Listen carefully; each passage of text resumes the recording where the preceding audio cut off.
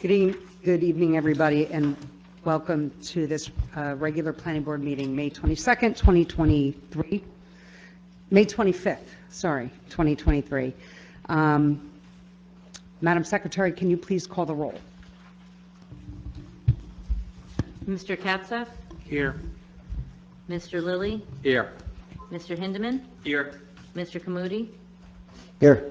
Mr. Dole? Here. Councilman McAvoy? Here. Mr. Neal? Mayor Roman? Here. Vice Chairman Fresky? Here. Chairperson Pearson? Here. Mr. Tenkate? Here. Mr. Massera? Here. For the record, Mr. Bernardo is out. And Mr. Neal will be here within the half hour. I do have that. Can everybody please rise for the Pledge of Allegiance? I pledge allegiance to the flag of the United States of America and to the republic for which it stands, one nation, under God, indivisible, with liberty and justice for all. The notice requirements of the Open Public Meetings Act have been satisfied with respect to the meeting of the Verona Planning Board being held in person in the ballroom of the Verona Community Center. The time and date of this meeting were included in the annual meeting notice posted in the Community Center and sent to the official newspapers of the Township, the Verona Cedar Grove Times, and the Star Ledger at least 48 hours preceding the start time of the meeting. A public comment period will be held in the order as listed on the meeting agenda, and instructions on how to comment will be provided at the appropriate time. All meetings are recorded. Those wishing to speak during any public comment period should only provide their name and municipality. Street addresses are not required. Please be advised that should a member of the public choose to state their street address, it will not be redacted from the recording. Moving along to the meeting minutes. Did everybody receive a copy of the meeting minutes? Like 8 times probably from me. Okay, and does anybody have any changes besides the one that was brought to your attention just a minute ago? Anyone else? I might have been overrepresented in the motioning and seconding compared, but, you know, if that's a trivial issue, like, we can let it. Would anyone like to move the meeting minutes? I'll move them. Mayor Roman moves. I'll second it for real. Tim Kamudi seconds. This is not roll call, right? No. This is just to vote to approve? Aye. Any votes to not approve? And anyone abstain? I abstain. Okay. Please let the record show that Councilman McAvoy abstains. Okay, from here, we will now hand the meeting back over to One Sunset. Just for a note for the public, One Sunset will be a very brief exchange at this meeting and will be given an entire meeting, a special meeting on June 7th. That's a Wednesday evening right here at 7:30 p.m. So I believe that Ms. Kiernan will be noticing that meeting for us, which I have to remind her to do. So thank you. Mr. Inglesino. Thank you, Madam Chair. John Inglesino Taylor, on behalf of the applicant, One Sunset Urban Renewal LLC. We're back here again. Appreciate the time this evening. We'll be brief. I have one witness, Jack Raker, who is our architect. He is going to testify with regard to plan revisions and also the height issue relative to the light structures. Mr. Raker, your qualifications are still, as you testified they were when you were first sworn in before this board in connection with this hearing? They are. And you understand that you're still under oath? I do. Thank you. So, Mr. Raker, can you please describe the plan revisions for the board? Sure. I'm just going to review the letter, just like I did last time for the board. The letter that I sent, I'll review the changes. I'll point to the areas in the plan. So the first change happens on sheet A03. This is sheet A03. There were some grading revisions on the left-hand side, which is over here, and that caused the windows in this 2-bedroom den unit to go into area wells. So I'm going to have just some areas here where we'll just create some wells so that the windows get exposure out to the streets, because grade is now going above the floor line. This is not on the letter, correct? This is on the letter. It's added area wells for windows in two-bedroom den on top left of building plan. That's that's A-03, section 1, section 3, B1 floor plans. It's the first one on the letter where there's some narrative. It doesn't just say no change. Okay, I'm sorry. Okay. Okay? Is that a color, was that submitted or is that a colorized I version? believe, I can't remember whether we submitted colorized versions this past go-around. If not, these are the colorized versions. I just don't recall whether we I produced. just want to know for right. purposes of marking exhibits, that's all. Well, It was part of the submission online to Dropbox. okay. The color. All right, so I defer to council, but if it was submitted, I don't know that we have to mark it, but I defer to you. I think we have been marking everything at the meeting, so So we're going to go back, as we discussed, through the record and clean up the exhibits. So for purposes of tonight, it would be A1 52523. right. But all of this will be revised on final, Yes. thank you. This was part of the most recently submitted set. So you have all these changes that I'm going through tonight, you have. This is the May 5th set? Correct. Okay, thank you. And I'm sorry, could you point out that window well one more time for me, please? Sure. So in the top left corner of the building, I'm going to zoom in, and there'll be windows that look this direction at the lower level, and grade is up above the window sill.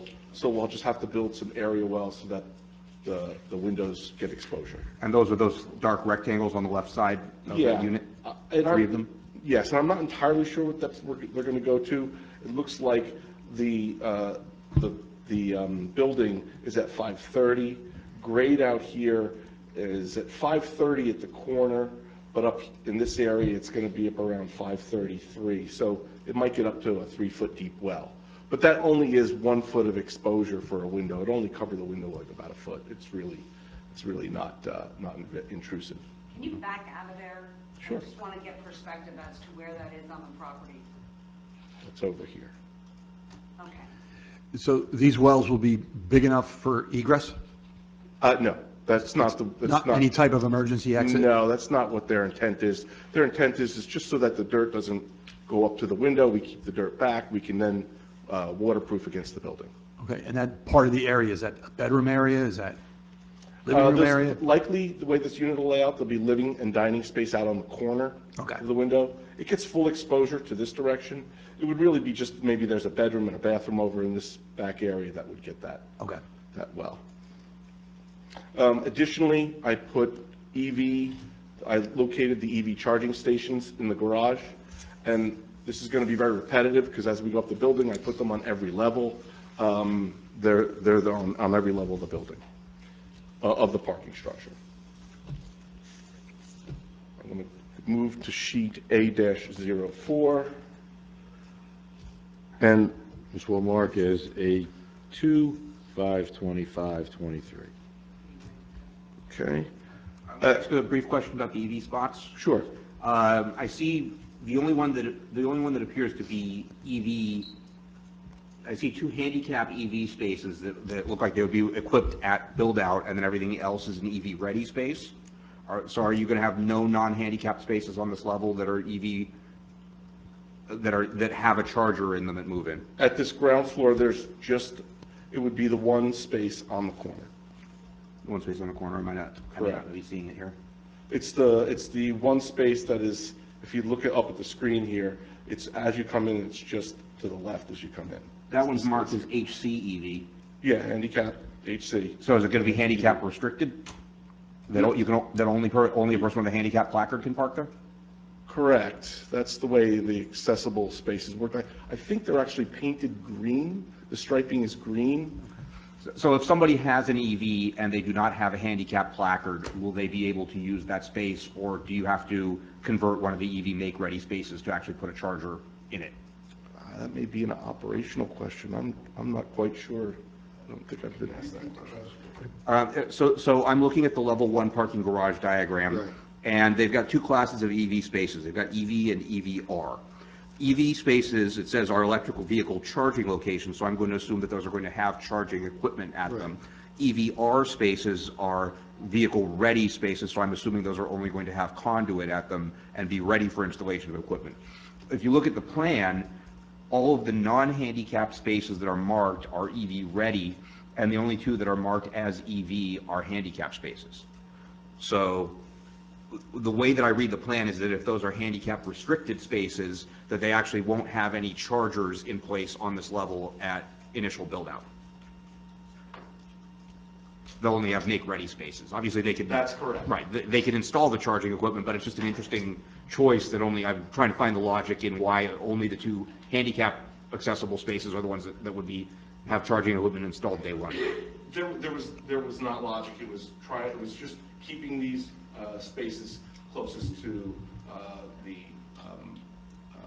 building so that we had easy access for conduit. Would it make more sense, you've got EV-ready spaces basically planned north that are closer to that stairwell at the top right? You've got 4 of those there that look like they're against an outside wall. You know, would it make more sense to have, say, one of the handicap spaces or one non-handicap space charging station equipped, or? I can flip ones around, we have them on every floor. Every floor gets an EV, an accessible space, and an EV-ready space, so I could easily move these around if needed. We can do it however you want. I'm just calling it out, just to, it's, Mayor, that makes sense. In Right. fact, you have, the way it reads, because it's over, you got writing over it, but the second handicap space is an EV space. So you really got 2 handicap EV spaces now. So I would suggest to follow mayor's suit, make one of them EV and one of the regular spaces EV. That we can do. Okay, we'll do that. right. Otherwise, Yeah. no one who's not handicapped will be able to charge their vehicle. We agree. All right, moving on. That's recorded as a takeaway, right? Like, you guys are going to do that? I think we can accept the applicant's representation, they will make that plan change. We will agree as a condition of approval to make that change on the plans. Thank you. Would our engineers want to see the new locations for any compliance reasons? Well, if it's approved, we will do a complete Okay. compliance set to the resolution. Okay, thank you. I'm moving on to sheet A-05. That would be A3, 52523.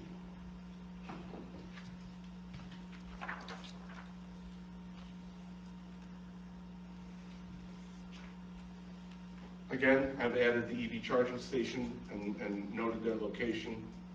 You can see them here along this wall, and then EV ready spot here as well. At this, there was an additional change due to grading. Again, I had mentioned that we regraded some of the things along the left-hand side. What happened was that stairwell needed to egress out at an upper level, so this stairwell is now egressing out through this residential storage area, and it's coming out through and out here, where it hits the level 555.6. So that was another change.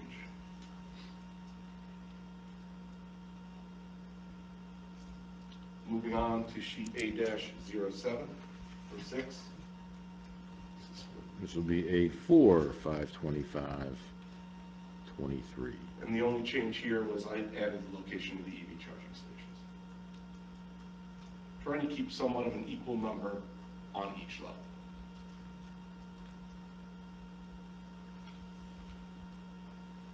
Moving on to sheet A08. Oh, wait, A07.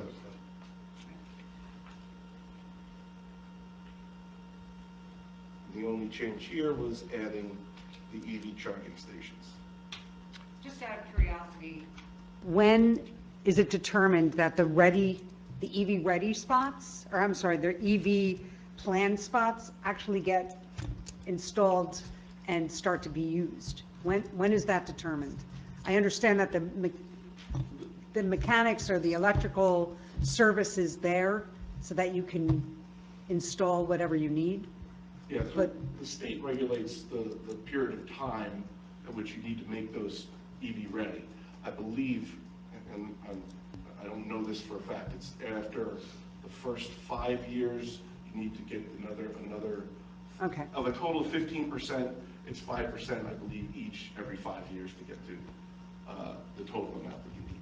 okay. Unless, if you have a different understanding. No, that's correct. The only thing I'd like to point out that the last couple floors, other than the ground floor, you have, particularly in A07, you have 4 EV spaces and none of the handicap are EV. So maybe we should make one handicap EV space on each floor? Would that make sense? Sure. Otherwise, if you got handicap and you have an EV vehicle, you're going to go down to the first floor. Absolutely.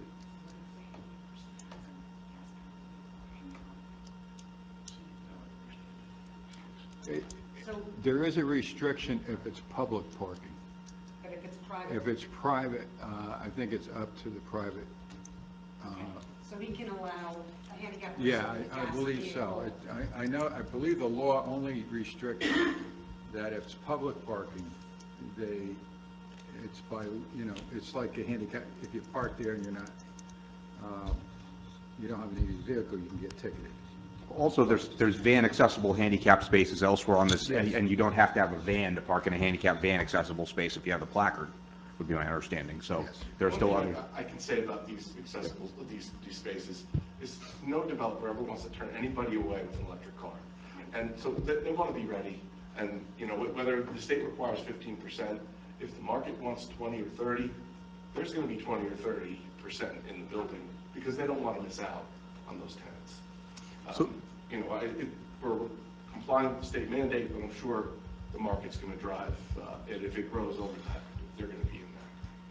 So perhaps with the build-out, when you do put them on the handicap spots, maybe make them accessible to the spot next to it, so that if someone handicapped gas-powered parks there, at least someone next to it can use the electric charging station. Okay.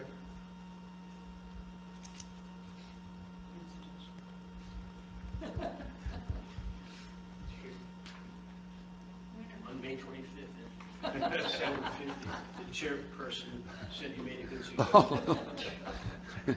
Mark it down. Okay, moving to sheet A-08. I didn't hear it. This is the last sheet of the garage. This is the last sheet that had any changes. So A08 would be A6, 525, 23. And again, we have EV charging station shown and marked, EV ready and EV station shown on the plan.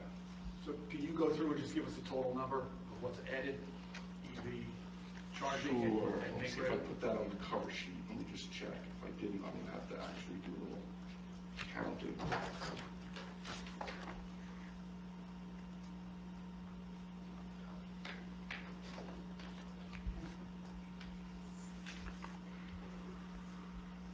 All right, I'm gonna have to do a little counting for you.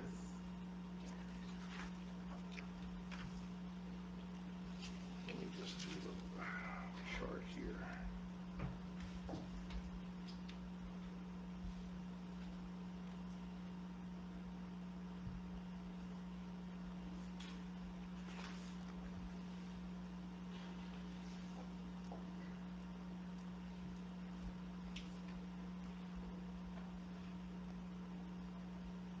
While he's figuring that out, does anybody have any questions on this? Mr. Inglesino, did you say there was some kind of change in the actual height of the building, or have we not gotten to that yet? We have not gotten to that yet. It's not that there's a change in the height of the building, it's that there was an issue raised about a potential deviation from the height due to the light fixtures, and I think Mr. Raker has some testimony to dispose of that issue.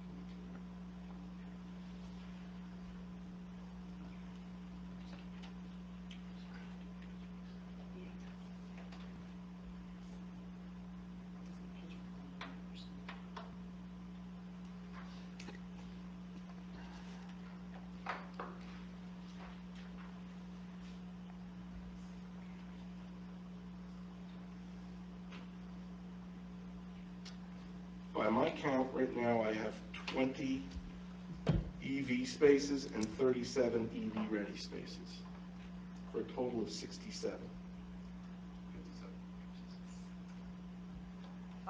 57, I apologize, 57.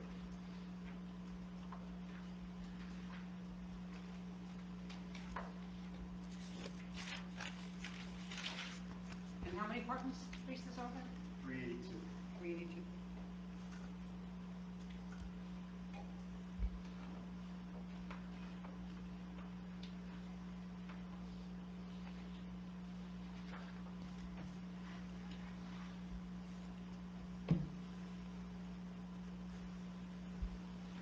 I have a question for you on this spaces in this latest change. Is this just part of filling out,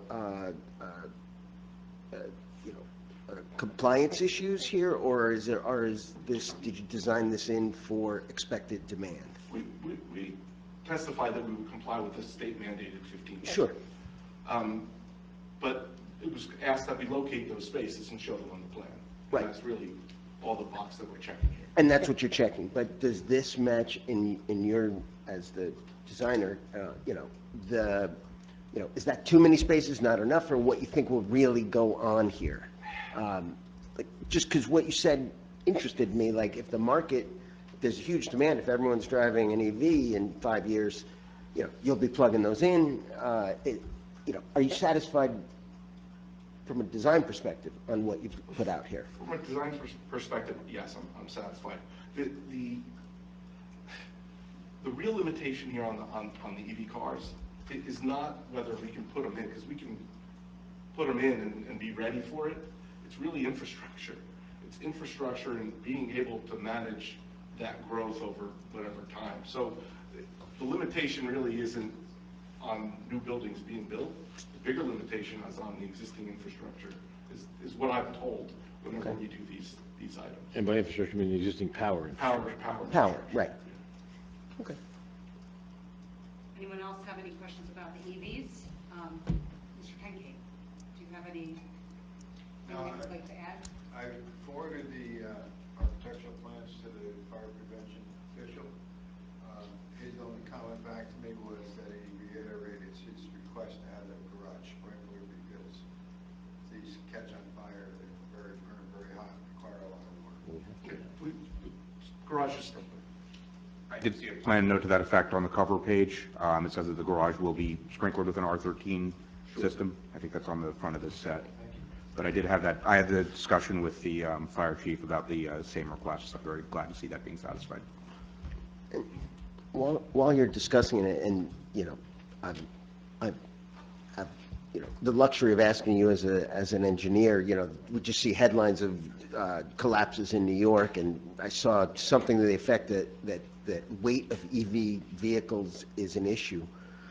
For this plan and just in general, the plans coming forward, are we looking at that from an engineering perspective? And I'll ask you as well, if you've seen these same things, and if the structures are, you know, able to handle this change in the type of, and weight of vehicles. If this is an issue, I'm bringing it up because I'd like to know.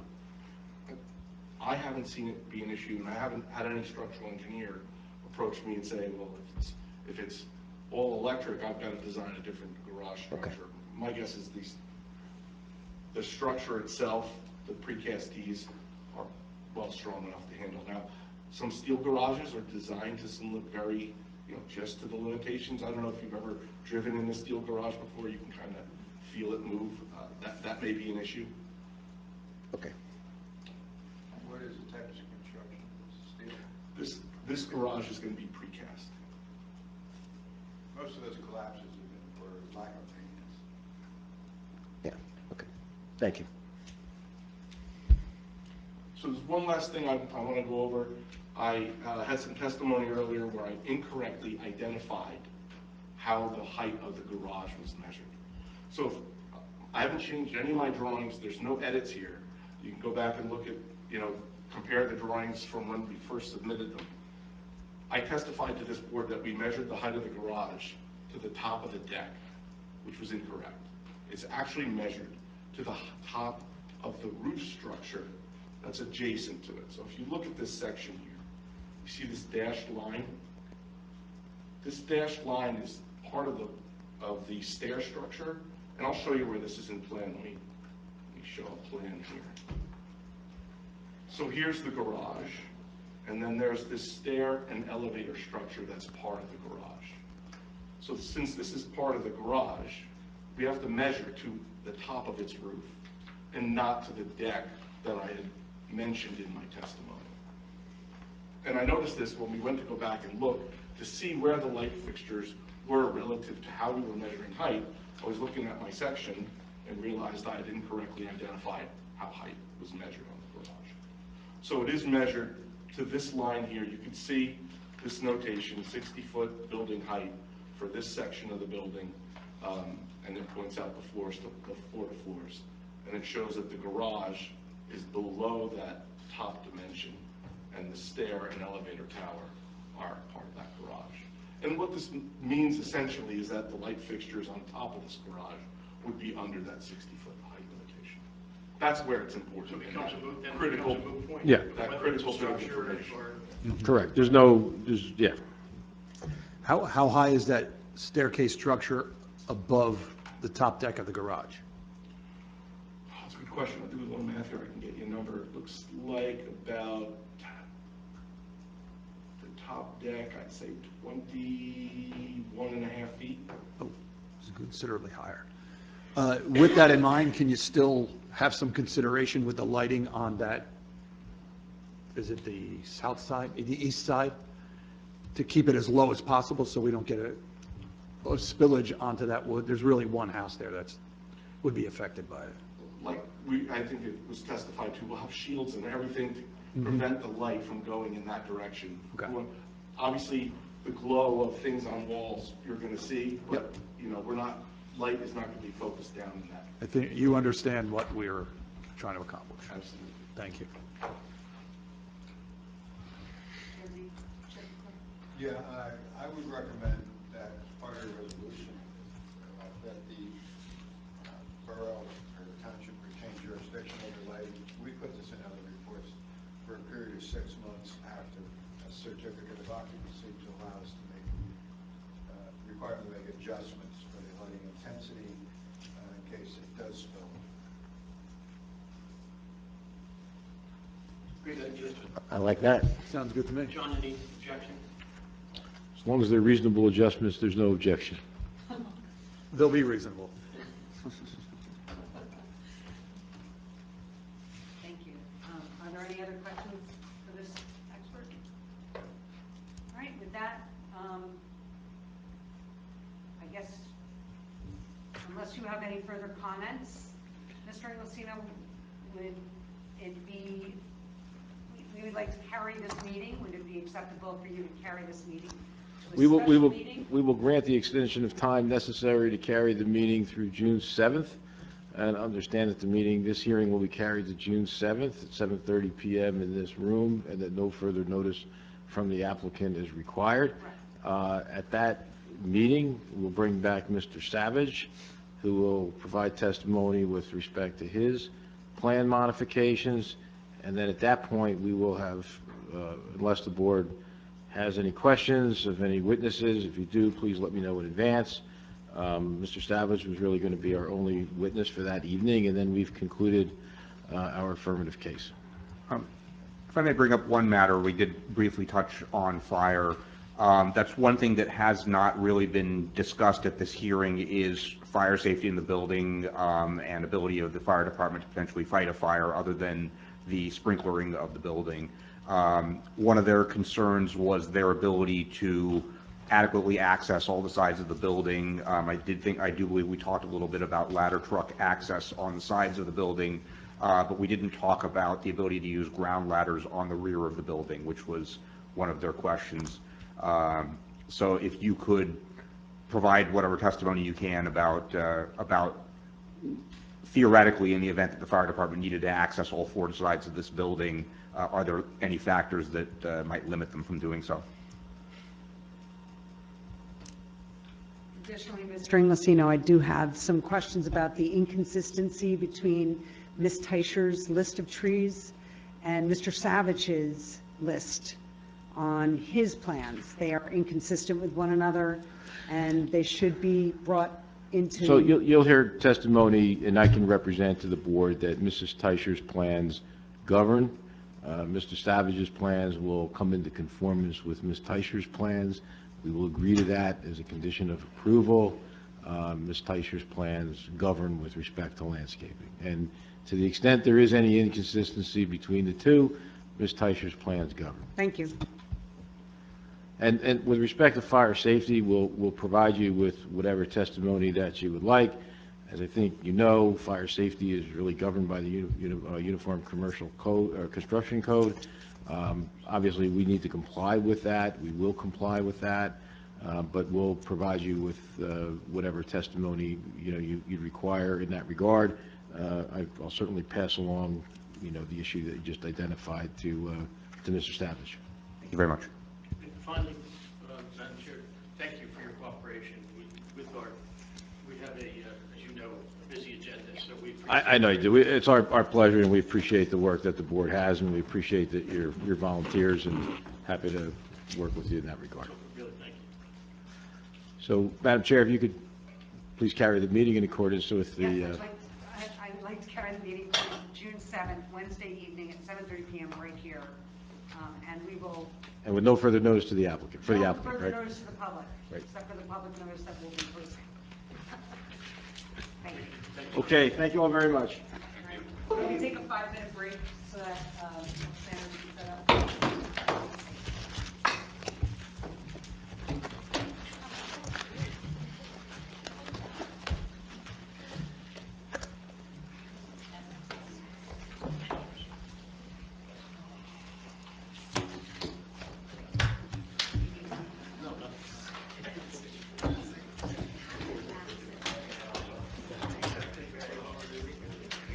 Madam Chair, I feel like we had a half day of school.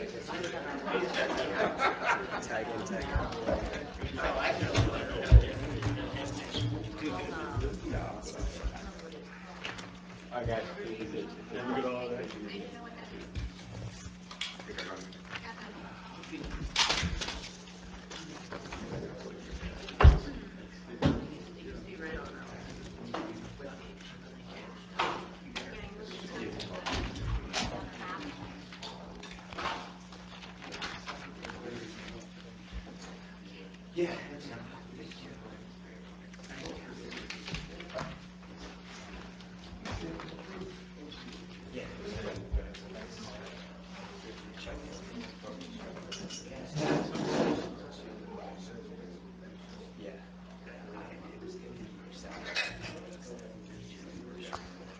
Oh, thank you.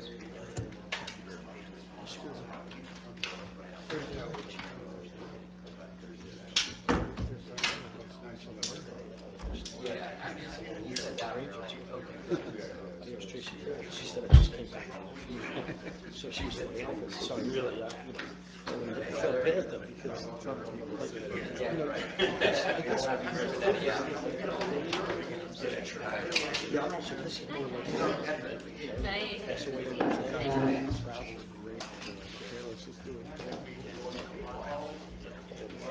in many respects, that's Oh, so you're trying to get out of here before disaster? exactly, just put me in the ground and. Because everybody knows, too. Right, yeah, go back home, right. We want the idea. Sitting in a room and looking at it. You know? Yeah.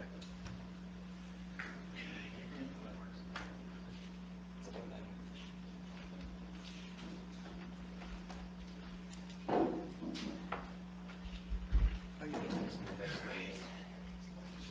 You're out? Get out of here. What's up, Steve? Something came up this week. Very interesting. Historic preservation meeting. The woman from Martin Road, she's handicapped. She can't walk. She's in the system. We don't have handicap access here. Like the button that opens the door. And Glenn was having. Oh, here. Yeah, Glenn was coming in, or he said, if I wasn't there. She wouldn't have been able to open the door. She would have waited for somebody. Do we get like grants or CP? What's interesting is, yes, that's like a perfect purpose. Exactly, that's what I was thinking. For whatever reason, the HUD changed how we're doing it, which doesn't make any sense to me. There used to be this area. It's this area, but it's a perfect fit. We've done 100%. Yeah. It's like, it should still be. It's over, actually, it's But the public buildings should still be allowed to be barrier free. yeah, you can still do ADA actually, but yeah, just, it is We need it interesting on the that- stores. Yeah. We need two there. But we had the elevator, no one ever thought of it. She came in, she was gonna, she was like, yeah. So my neighborhood, will apply for that.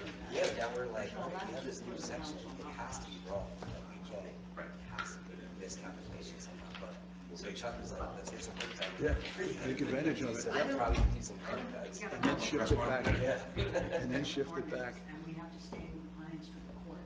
Then we have private session. Yeah, it was interesting. Never come up. And executive. And then I was wondering if, All right. is, Where's Jason? I was wondering if this back door has it. Sir? No, Okay. there's none. So maybe we put it on that door. Ready? If it don't work. Should be both. That would be more appropriate. All right, we are continuing our meeting now. This section is the master plan consideration of adoption. Please note for the record that Steve Neal is now with us for this portion of the meeting. Do I have to read this? Notice is hereby given? This. Yes. Notice is hereby given that in compliance with the New Jersey Municipal Land Use Law and in compliance with the Township's court-approved settlement agreement with Fair Share Housing Center, the Planning Board is holding a public hearing for the adoption of the Township of Verona's housing plan and amendment to the adopted master plan, which was adopted in August of 2022. So we will be now considering the adoption and having a discussion on the housing element and fair share plan. I would like to hand this meeting over to the planners from DMR. Thank you, Madam Chairperson. My name is Jamie Plotchek. I'm the Dakotas Law Firm, and we are Affordable Housing Counsel for the Township. And with me, I have Dan Halbin from DMR, who authored the plan. As we were here, I believe the last time we were before this board might have been last summer or early fall. And this is the next and close to final step to where we need to be to wrap up compliance so we can move forward with the final hearing, resulting in the final judgment of compliance and repose for the township and providing us protection from any builder's remedy lawsuits. So what we're here for tonight is for a resolution adopting the housing element and fair share plan. And just procedurally, so people will know, then we will return to the governing body. And when we return to the governing body, they will complete the adoption of the ordinance on the redevelopment fee. And they will also be adopting additional resolutions, one of which would then be endorsing the housing element and fair share plan following its adoption by this board for the township. Except that there may be some inconsistencies in the ordinance with our master plan which need to be pointed out. Oh, no, That's all. yeah, no, that's part of why we're here tonight, is go through the review process. That's just simply the sort of the generic advancement of this plan and what would happen following tonight with the finality of it. And so at this point, I would turn the meeting over to Mr. Halbin as the author of the plan. And the one thing I will note is I believe everybody would have received a slightly edited version of this document, which contains certain changes that were raised by Chairwoman Pearson. And so all we would request is that when this is adopted, if it's adopted, a resolution is put forth tonight to adopt it with whatever changes that are recommended, that motion include the changes that have been made and are part of the edited document that are before you now, because they were not changes that changed any housing element plan requirements or obligations or that. They were merely factual changes with some edits and revisions that were found necessary by the chairperson during her review.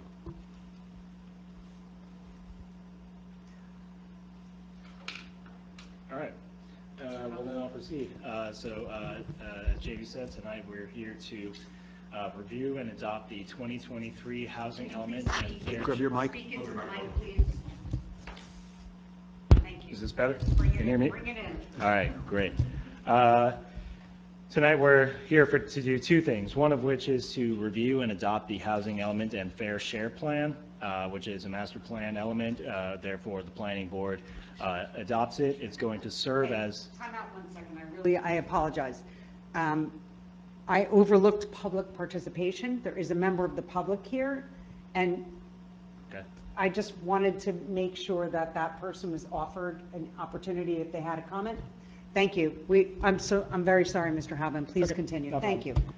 The housing element and fair share plan is going to serve as the basis of consistency of certain ordinances that we're also talking about tonight with the master plan.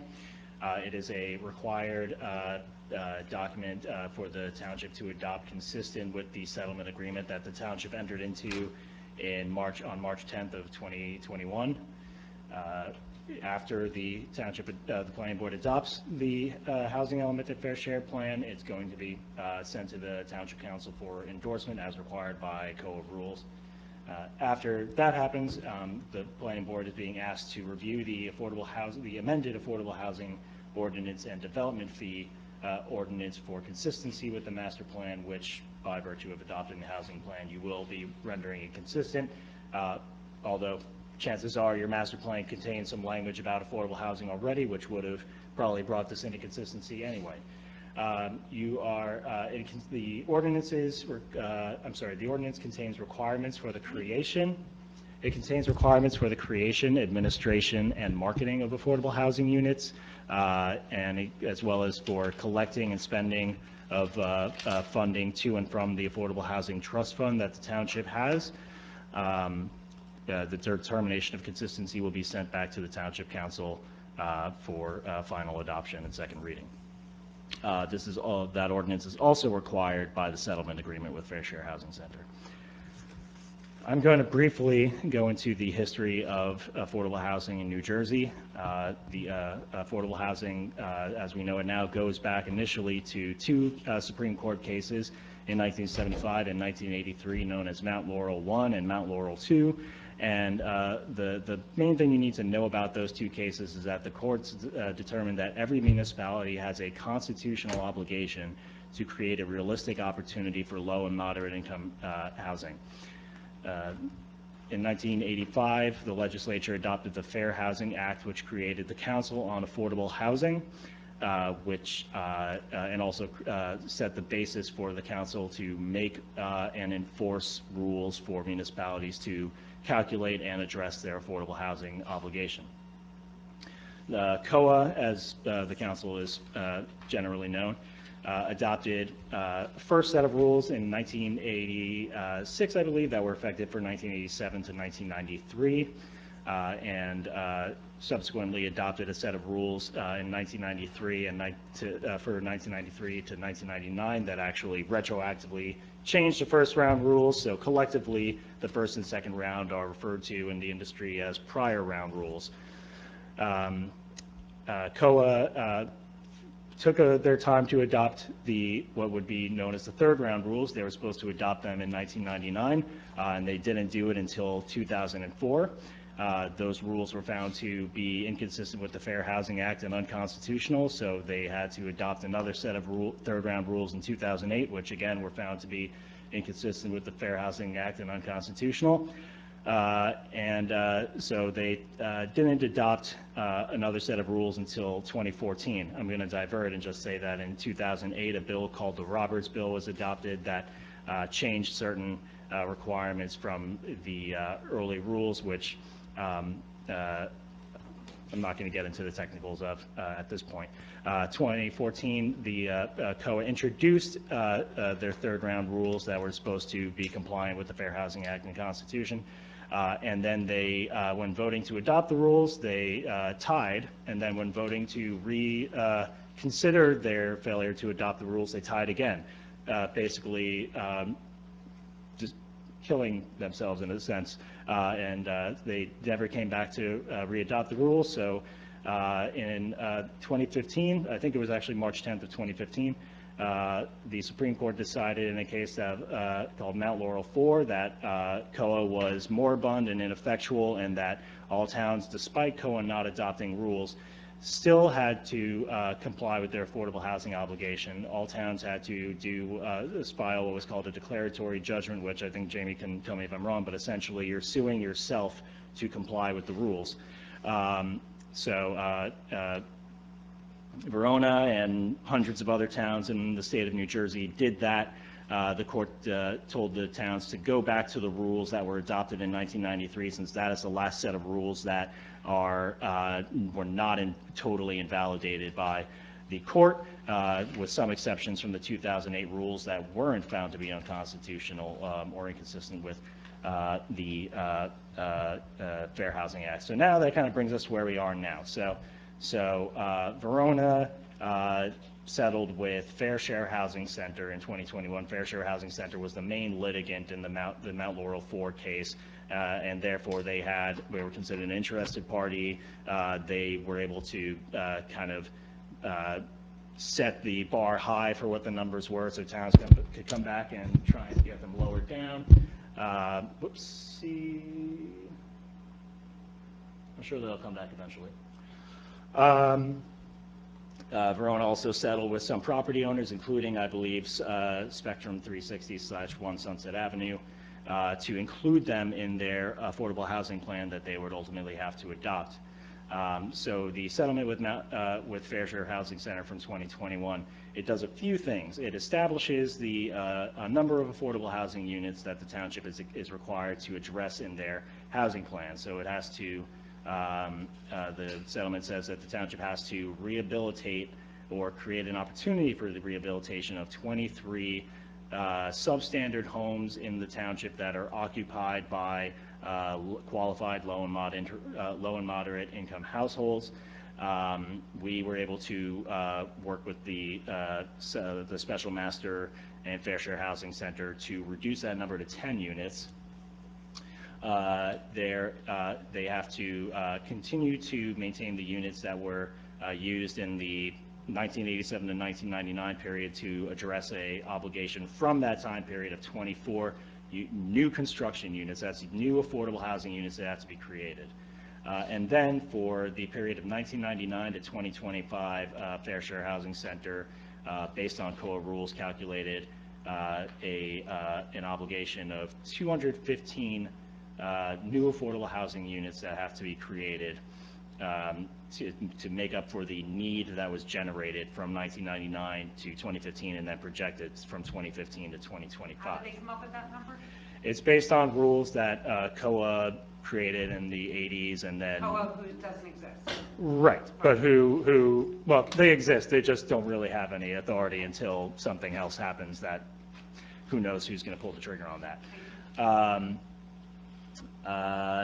And it establishes the township's responsibility to create units through several projects that are specifically identified in the plan, which include the Sunset Avenue project, the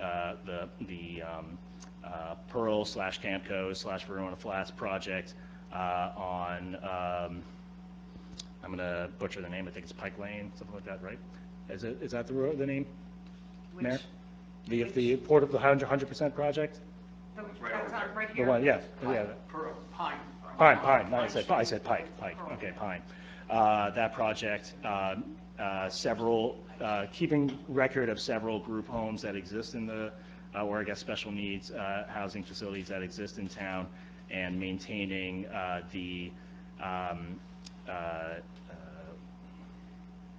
what is it? Hillcrest Apartments for senior housing. Hillwood, yeah. Hillwood. I had it, before I left my office, I had a document where I made all my little notes, and then I left it on my desk. So, it's there. I don't know. So, there's required components of a housing element and fair share plan, including taking an inventory of current housing stock, projecting housing stock over the next 10 years based on historic and anticipated development trends, provide a demographic and economic analysis, including an analysis of existing housing values and household incomes, and projecting current and future employment trends in the township. We have to have a compliance plan, which states the number of units that you're required to meet, in this case required by the settlement agreement, and the projects and programs that you're going to use to address that number, which again is established by the settlement agreement. There's other requirements, including identifying lands that were considered and proposed for housing in the township, but which were not used for the purpose of meeting the third round obligation, assessing whether the township has enough sewer and water capacity, creating a spending plan that looks at how much funding how much money is in the Affordable Housing Trust Fund, and then projecting how much may be generated during the third round, and demonstrating how that money is going to be spent consistent with the housing plan. There has to be an adoption of implementing ordinances, which is the Affordable Housing Ordinance and the Development Fee Ordinance that we'll be talking about afterward, and making just general statements on ensuring that the units are going to be monitored, make sure that the plan is actually being effectively implemented, that the township is going to take its actions to market the affordable units to the appropriate occupants, and eliminating cost-generative standards in zoning in areas that are being targeted for creation of new affordable housing. So that would be, in the case of Sunset Avenue, for example, anything in the zoning standards that would unnecessarily add cost to the project. So this housing plan does those things. It has a opens up with a background section explaining the history of Mount Laurel, the Fair Housing Act, COA, and today, and how Verona has complied with prior rounds of affordable housing and how they're complying now. An explanation of the different statutes and regulations and what they mean in real life, and explanation of what constitutes affordable, which I'll just touch right now. There's three categories of income that is considered in affordable housing. There's very low, low, and moderate income. Very low means that you make 30% of what's called the regional median income, and that is the median income of a region essentially defined by HUD. In this case, it encompasses Essex, Morris, Union, and I think one other county. Thank you. Low income is 50%, 30 to 50% of regional median income. Moderate is 50 to 80% of regional median income. And in a lot of cases, those incomes are really, they're teachers, they're on the low, on the high end, they're on the low end, they're usually a single, like a single mother working a retail job. There's different, there's standards for what types of bedrooms, or what size unit, I guess, those households can go into based on those incomes and how many people are in the household, etc. We have demographic and economic data on the municipality, which is generally taken from the census as well as from state sources and occasionally township sources. The demographic and economic data shows that the township is a growing and upper income community. It tends to follow statewide suburban aging trends regarding where young people are moving and older people are settling or leaving to. The 31% of households in the township are what are considered cost burden, meaning they spend more than 30% of their gross income on housing costs, and that's even higher for renters.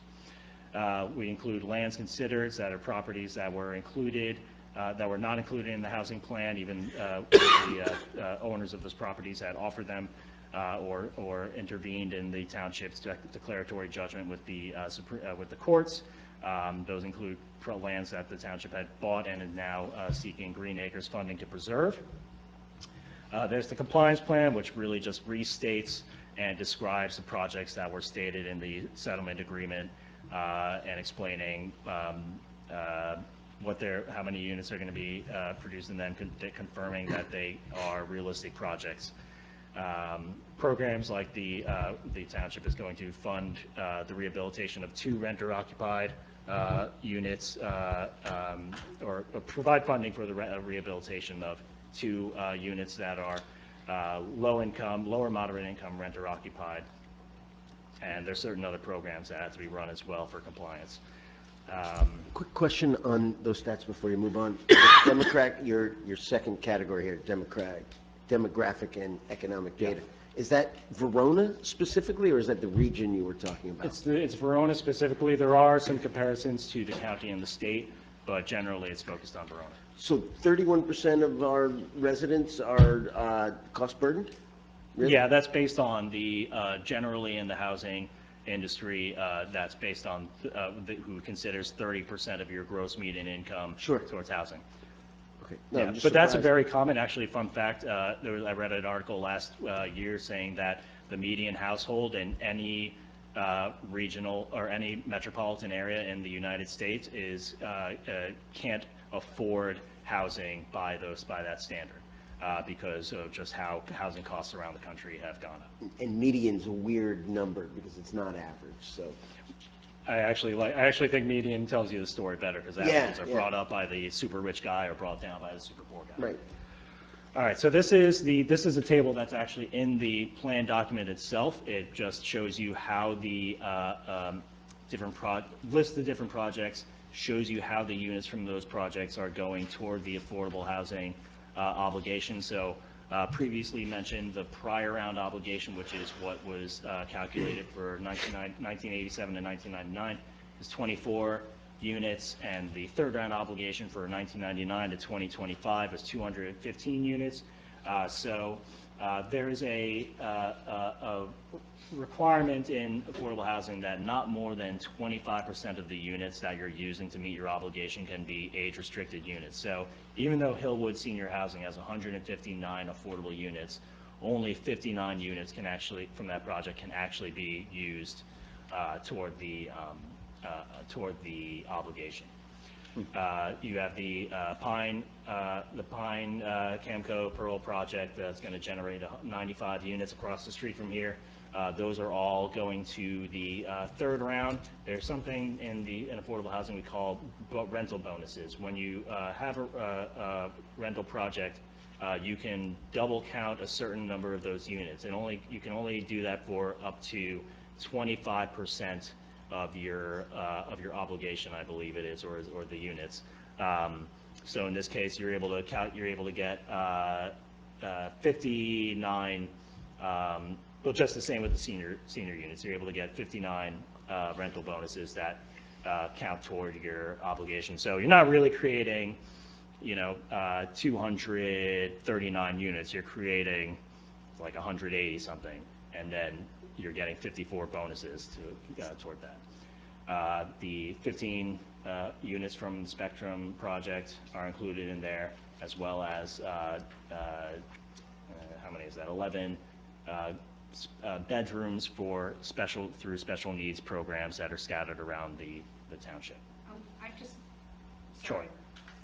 Within the report that you sent us, you also add that it would appear, when we just talked about 31% or so of the people being burdened, it also says in your report on page 13, it would appear that 453 owner-occupied units in the township, or just over 10% of the township's owner-occupied housing, are priced at or below the maximum sale price, at or below, for an affordable three-bedroom dwelling in the township. So how come those aren't being counted towards our obligation if they're already priced under or in an affordable market range? So those are that's from census data.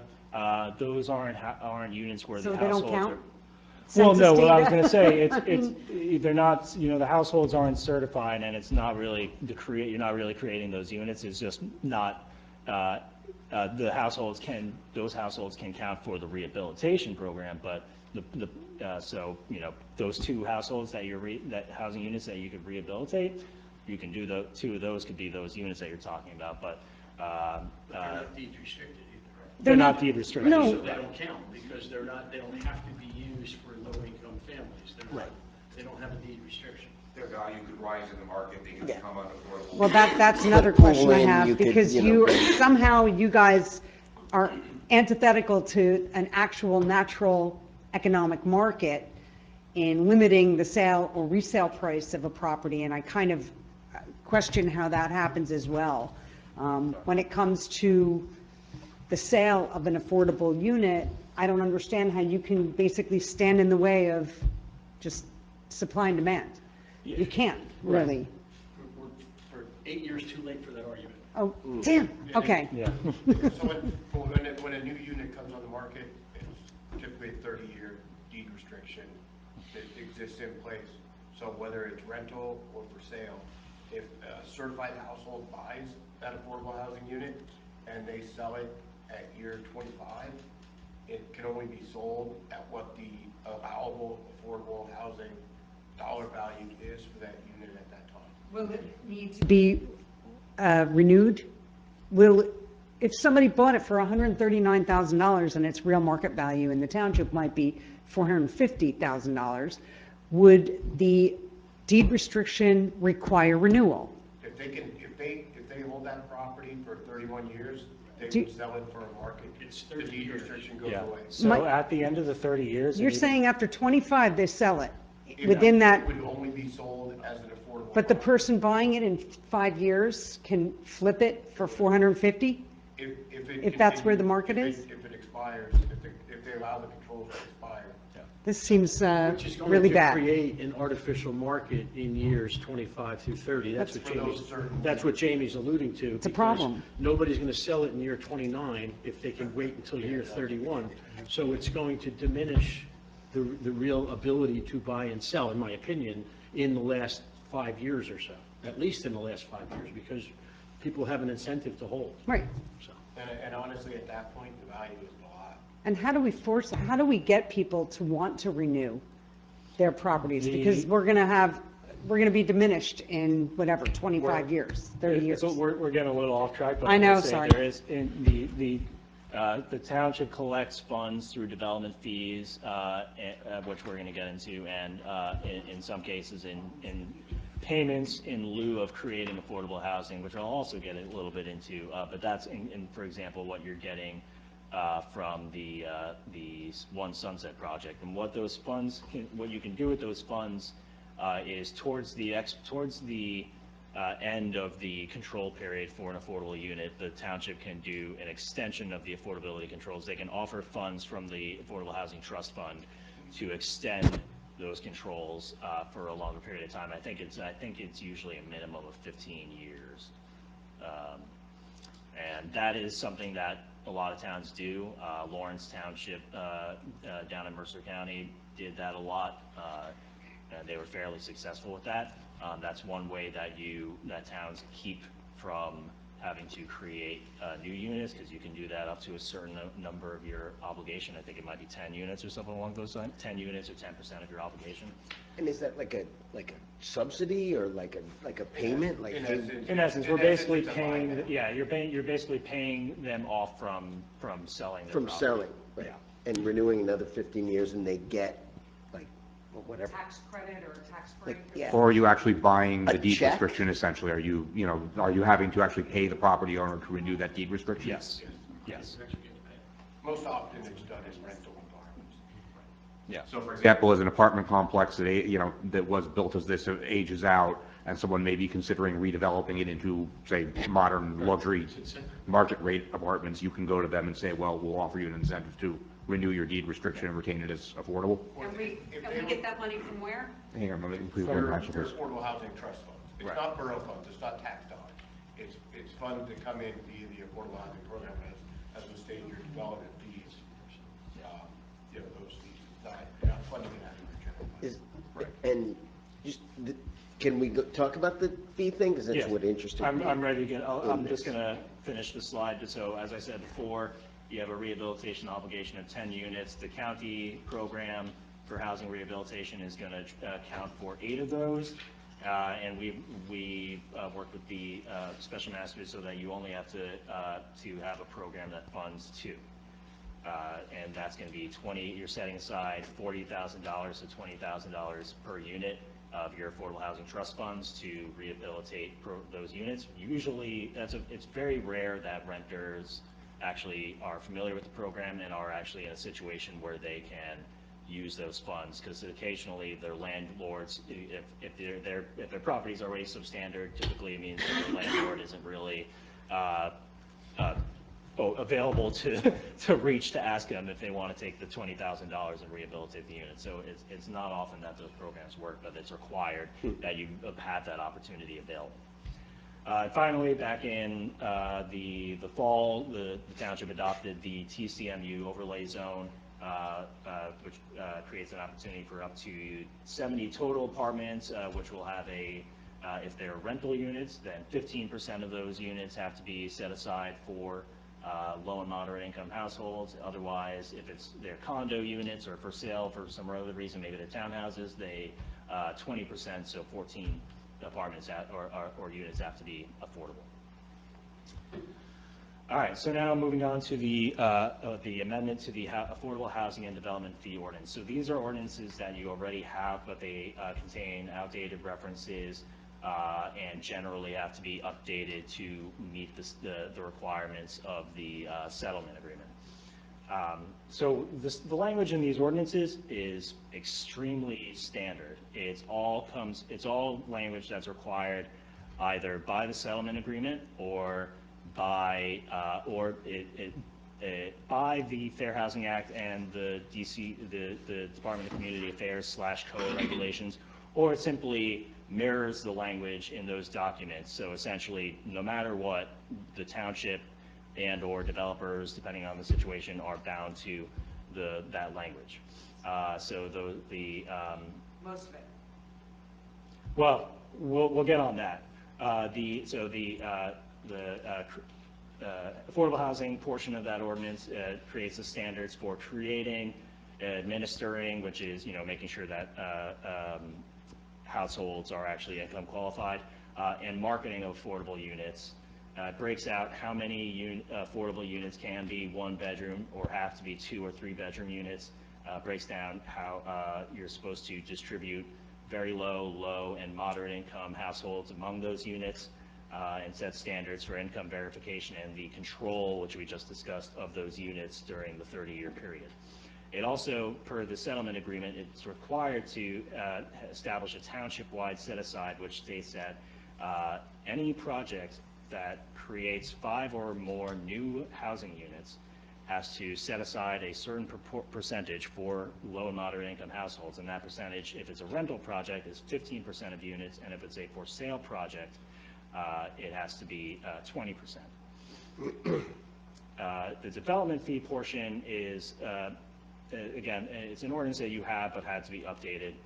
It establishes revenues that can be collected to be spent on affordable housing purposes. So your ordinance had a 1.5% residential development fee, so it had a 2% non-residential development fee, which has to by law be 2.5%. What the residential development fee is when somebody improves their property, if they expand their house, if they tear down their house and construct something else, or not, forget about a house. If they have a gas station, they tear down the gas station and they put a 3-story office building, they have to pay a fee on the change in the equalized assessed value of that property from the project. So not if your office is valued at $3 million, you're paying a percentage of $3 million. You're paying the difference. You're paying on the percentage of the difference between that $3 million and the $500,000, let's say, that your gas station was. Half of that fee is paid when you we seek a permit. The rest of it's paid when you get the CO. Payments in lieu of construction, that's a payment that, similar to what you received, or exactly the same thing as what you received from the Sunset Avenue project. They were required by the typical set-aside ratio of 15%. They would have been required to create 30 affordable housing units, but instead what they're doing is they're creating 15 affordable housing units on site, and they're paying $3.25 million into the Affordable Housing Trust Fund for the township to spend on affordable housing activities, which in this case is paying off bonds accumulated to create the 100% affordable project, which is an allowable use of that money. And you're able to, you obviously collect interest on your trust fund because it's in a bank. You can recapture revenues from certain activities, such as if you were, occasionally you can get it from selling or renting apartments, depending on the ownership structure of a municipally owned property, and certain revolving loan programs, which I'm going to explain in a second. As far as spending goes, of those funds, you have to spend a minimum of what is called, a minimum of 30% of what's called affordability assistance. And what that is you have to set aside funds to create programs that make it easier for these income qualified people to move into the low-income units. And what that typically means is it's like a down payment assistance program, or paying off the what do they call it when you have to give your landlord money up front that you Security eventually get? deposit. Security deposit. Security deposit assistance, which I think is one of the program is in our spending plan. And most programs, including the one that we have in your spending plan, are designed so that you get the money back eventually. Occasionally, so that would be a captured revenue that goes to your trust fund that you could then spend later on, basically more on those affordability assistance programs or on housing activities. You can spend up to 20% of the funds in the account on our fees and on the fees that you're going to be paying to the administrative agent to actually make sure that these units are going to the appropriate people. And finally, housing activities. That is the creation of affordable housing, or I guess the subsidizing of affordable housing, repairing affordable housing units, assisting in making affordable housing meet green building standards, which is a great thing because it actually makes housing more affordable for the occupants, and certain other activities. You can use it to pay down, paying down bonds that you accumulated to fund your affordable housing program is also considered a housing activity. Question. I'll let you ask questions. Seeing what's next, is this in a bank account, or is this in an investment account? Is It's in there a an bank investment manager? It's in a bank account. It's in a bank, yeah, it's a Citizens Bank. Yeah, And you're not putting it in any stocks. no, but I mean, in a certain sense, like if I'm paying fees, like I'm getting in I'm You're getting. getting interest on it, and the interest can be used as well. It's subject to the rest of the township's cash management plans, the same way that we do with all of our deposits, everything from, tax payments held, everything. We manage cash, try and generate interest from it. For a little while, we made almost none because interest rates on depository accounts were near nil. Right. Last couple of years, it actually, there is some. What's it, 2%, 1.5%, or whatever? Something like that. Yeah, Yeah. So unfortunately, yay. I mean, I'm just saying, it's a lot of money, like, yeah. it's Citizens, like, why Citizens Bank, why not JP Morgan or something like that? The township does. What does this have to do with the consideration of adoption of the plan? Can we move it along? No, I think it's important. Why? But Because it's if outside the this is purview, it's part of outside our of, but it's outside the mechanism purview of this board. for, okay, fine. Just, could you answer the question and then we can, I don't really know what. You the can't place question was why you can't not place- JP Morgan? You can't place the funds at risk. Okay, Okay, Yeah, it has to be liquid. You have to be able to access it. okay. thank you. That's what I need to know. Finally, so that's that for the other documents that were included in the appendices to the housing plan that you got included the spending plan, which basically details how you're getting that money, how much money we think we're going to get, how we're going to be spending it. It's required that all revenues be spent within, except for interest, I think, have to be spent within 4 years of the time that they're acquired, and for whatever reason, you have to show a zero balance at the end of the affordable housing period in your spending plan. You received an informative marketing plan, which really just states that your administrative agent is going to send advertising materials to certain organizations and news entities and publications to ensure that the income qualified households know about these affordable units. There's a resolution of intent to fund that the township has to adopt, basically saying that if it doesn't have enough money to meet, to complete the required activities, which it will, it would bond. That's not relevant to us.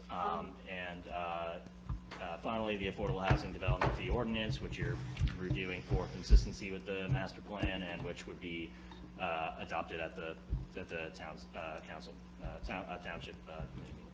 meeting. Quick backing up to resolution of intent to fund. Yeah. The portion, not in the ordinance, in the master plan, it says that we're basically going to be without any money, and we are going to probably have to bond. So It says it very clearly in the master plan portion. I could point out the page number if you want. in the master Uh-huh. spending plan. On the spending plan, Oh, but that's the part of spending it. plan has to show a zero balance at the end, but Yeah, why is that? it's- Why can't the, It's because the COA, the courts, the special master, they don't want towns basically stockpiling that money. No matter what, you We're have to gonna have spend to that money bond. in a No, four-year period. This is affordable housing funds for affordable housing obligation. There's no township obligation in itself to have to go out and Right. obtain its own funding. It just so happens that you did fund by way of bond in furthering that other project. Right. But knowing that the payment in lieu would be coming in to then pay off that fund. So Yeah. ultimately, it was not an obligation of the township. Right. It was an affordable housing obligation satisfied by affordable housing. Yeah, and just to be clear, there's only two things really in the spending plan, in the housing plan, that the township has to spend or set aside money for. One is the Pearl project, which the money is you've already bonded for, and which Yep. you're using some of your revenues to pay down those bonds. The other thing is the rehabilitation program, which is you're setting aside $40,000. For 23 which you units, have, you which said you 10 units? which you will have and will have. You have now and you will accumulate during this period. The stuff like affordability assistance that we talked about, that's just a percentage, based on a percentage of your revenues after, I think it's even after certain expenditures. So you don't even have to worry about that. Administrative costs, paying your professionals and paying your administrative agent, obviously there's an extent to which that if you've exceeded that 20%, it's going to probably come from other sources. But there's nothing in this plan that requires additional bonding. And it's just if your plan had. I mean, what about paying for all of the administrative, I mean, tons. I don't speak to that. Right, That's and above my you're kind of handcuffed to use 20% of your funds in order to cover not only the person that you're hiring within the town to make sure that you're compliant and renting and selling to the proper sect of people. There's an administrative agent for that. Yeah. Right, but then you also have to hire out But for a second additional- person. Additional funds come in for that. So if someone has a rental project, they're going to pay an annual fee towards the administrative agent for doing that recertification process. It's just very onerous. So to an extent, it's a self-funded program Uh-huh. through affordable housing programs. Okay. This is not a general funding obligation. You're not going to have to line item all of these expenses every single year Okay. on the township governing body. When you say through a rental program, do you mean affordable housing rental programs, just them, not all rental? Right, when they handle the Yeah, so administration of when- those units. Yeah, so in order to occupy an affordable housing unit, the household has to be certified as affordable housing eligible for that unit. Once they're certified, then they have to be recertified. Once you get in a rental unit, you're not just perpetually in that unit. You could come across financial circumstances that change where you're no longer certified as an affordable housing. I see. And so this fund manages the personnel that sort of check up on this and move people in and out? Right. Okay. And so I understand, it's like, I saw this as an endowment or something, but it's not. It's like a flow, it's self-funding It's an mechanism. out fund. Yeah. So, the last slide says questions, comments, discussion. Before I do that, I will just say that the chairwoman and I spoke, we've reviewed, we had talked about the housing plan, we had talked about the ordinances.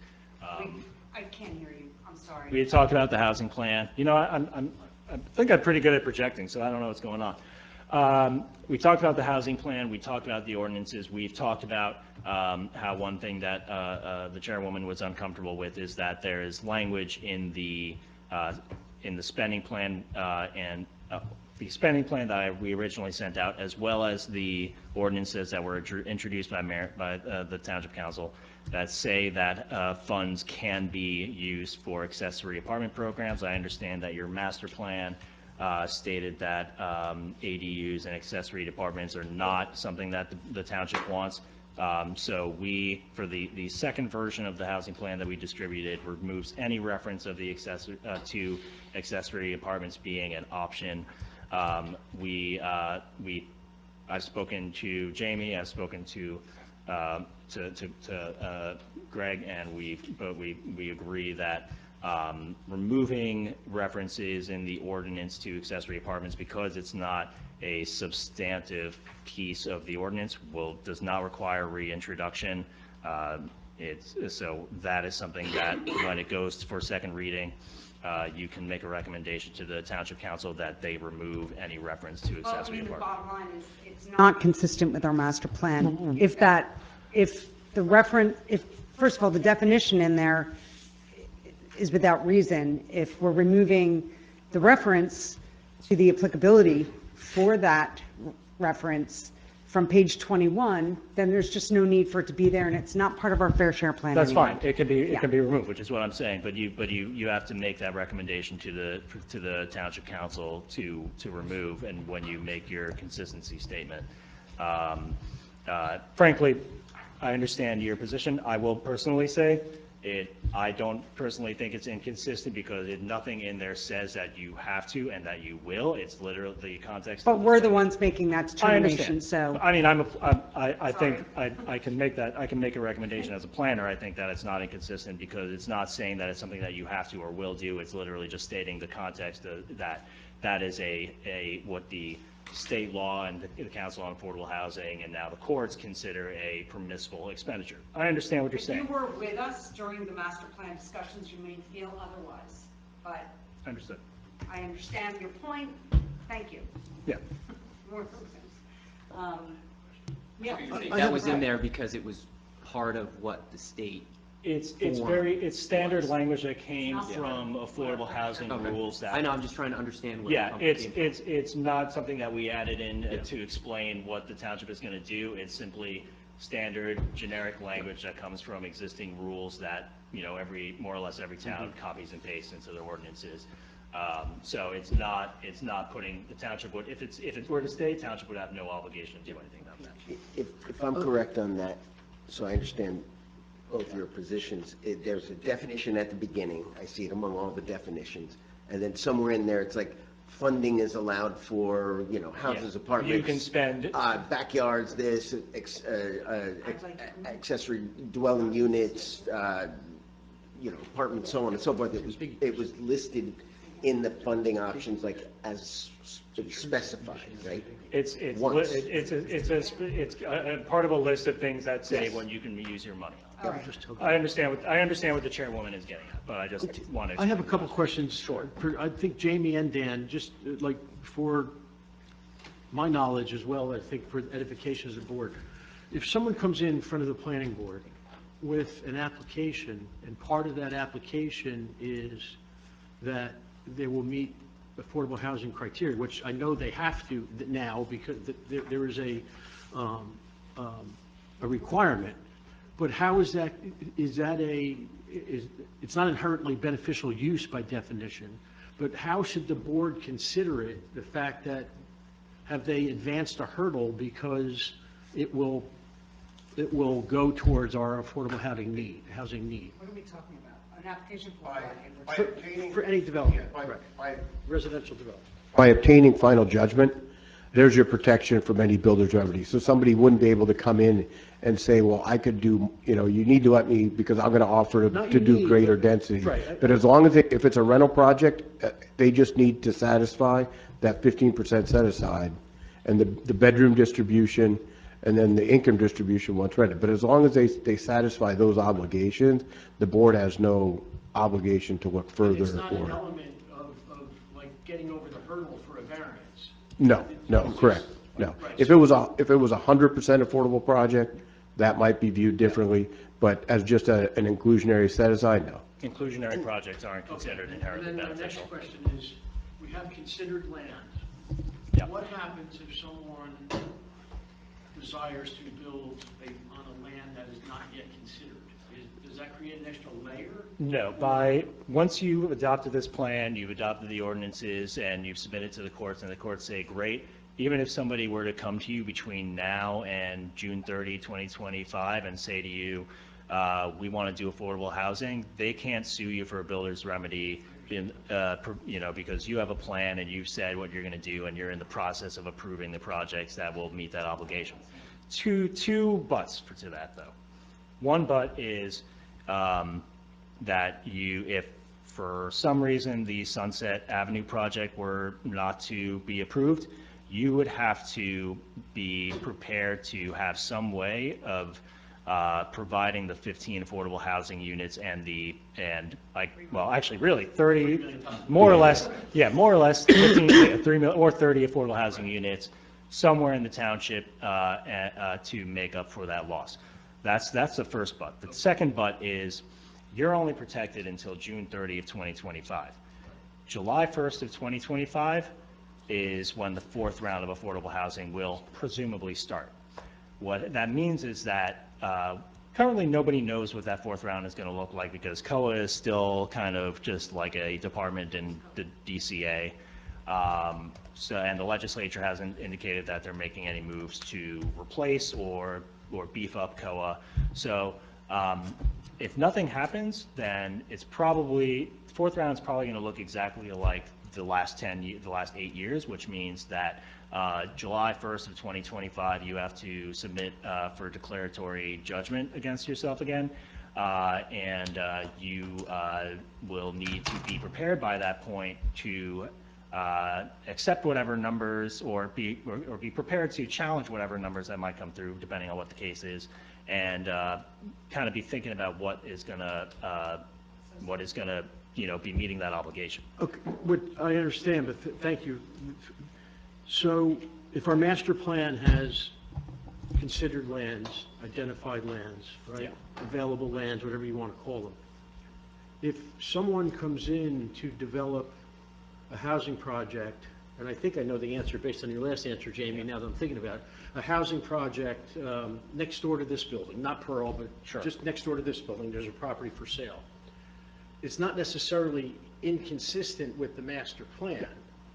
It's really, the master plan basically does not take a position on any property that's not listed as a considered plan. Correct. In fact, the fact that you have to adopt an ordinance that requires affordable housing on any new project means, they can do their residential project, but they have to have that set aside. Right. And that'll count in the fourth round. So really, it has no impact whatsoever. So when somebody comes before this board, they can't argue, well, it's consistent with the master plan because it has an affordable housing component.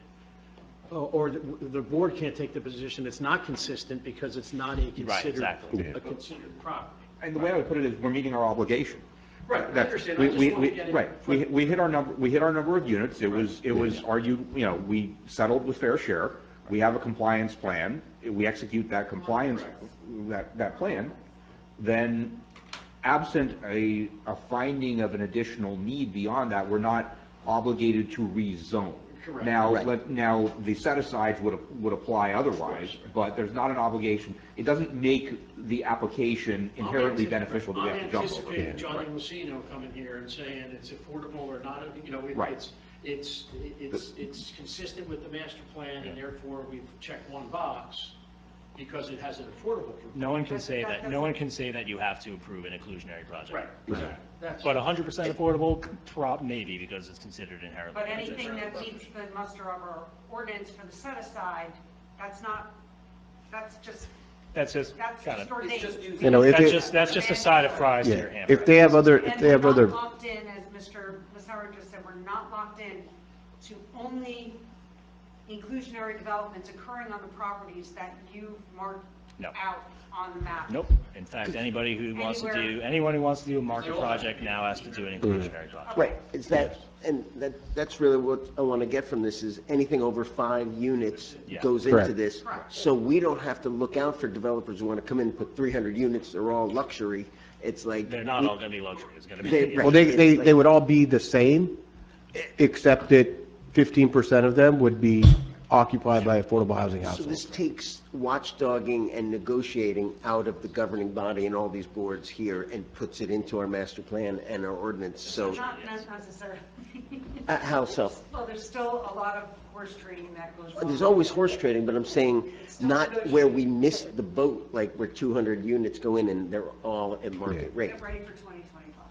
And just to be clear, on if this system stays the same, and it becomes a court-based system, you simply file your declaratory judgment action and then request an order of temporary immunity during the pendency. So it's not as though July 1, 2025 comes and you're getting hit with a builder's remedy because you don't have an approved plan and a final judgment for the 4th round.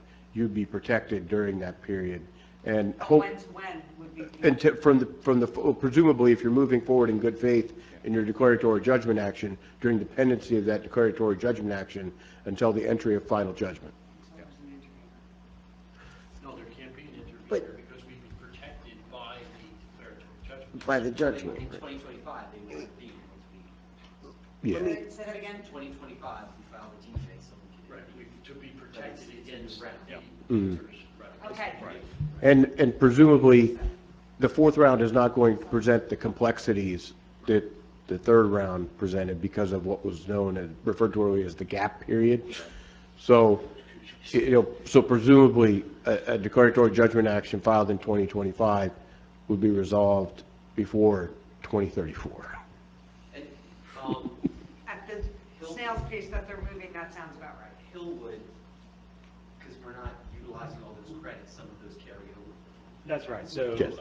up to a cap of, probably, it's still going to probably be up to the 25%. of Yeah, whatever. 25. Right, if our total need goes up, then, the 25% number inherently goes up as well, so we get at least some kind of. That's action. as We're not going to be long, looking at like 215. Because we're not going to have the gap period, so the Right. jump it's should not not going be to be a that high. 25-year period. I mean, I'm just thinking about this logically, if we're meeting the need from all the way, 1st, 2nd, 3rd to now. No logic about it. No. Yeah, no, I understand that, I hear that, it's law, and then whatever happens at 25, we're already at baseline, and with this plan built in, we're meeting new obligations at, 15% or 20% of, Yeah, like, as the number of total units goes up and the required amounts are affordable, I feel like we'll be meeting the needs as new development is built here. Is that right, or is that illogical? Yeah, no, more or less any inclusionary project that comes through because of this ordinance would presumably be usable on the next round, unless there's some kind of a, fair share housing center says something crazy. Yeah.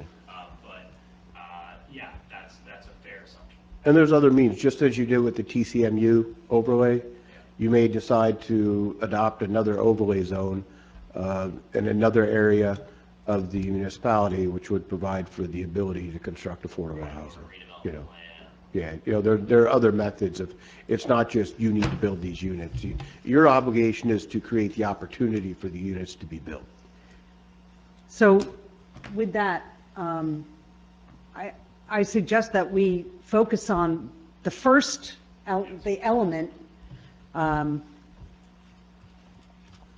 moving into that.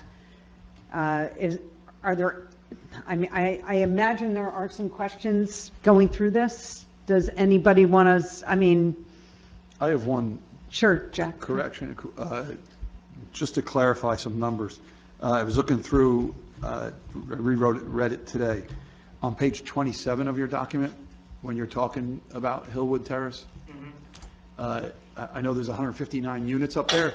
The amount of units doesn't add up when they're showing 127 are extremely low, 38 are very low, and 4 are a moderate. That's 169 units. So you may want to reach out to them and get a final number on that. And the illustration there, it's in the second paragraph, you go through the numbers. Okay, yeah, I'll take a look at that. And the illustration you're showing there, the map, the township owns like 3/4 of that. Hillwood is the bottom right corner. That's the actual tax parcel. Oh, you know what it is? I see what you're saying. It didn't come up as township owned when I was looking at the data, but I will, make a note of that, just make sure that that's right. This was utility facilities on part of that. Yeah.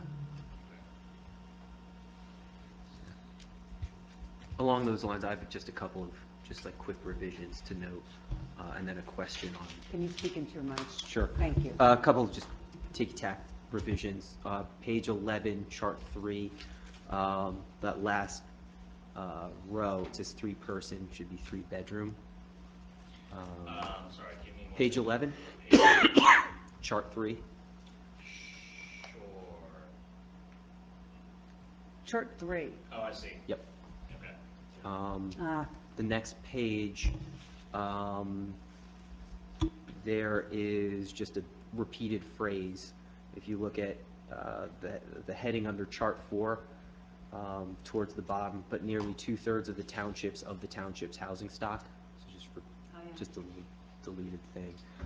And then on that page, This is the next page you said? yeah, page 12.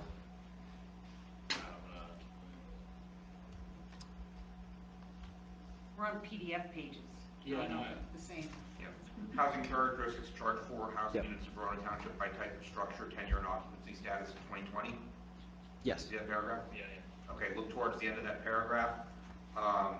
As of 2020, were no reported, actually, there's a missing word there. As of Yeah. 2020, there were no reported mobile homes or vehicles used as housing in Verona, but nearly 2/3 of the township's housing stock. So you're also missing a there at the Yeah. beginning of that.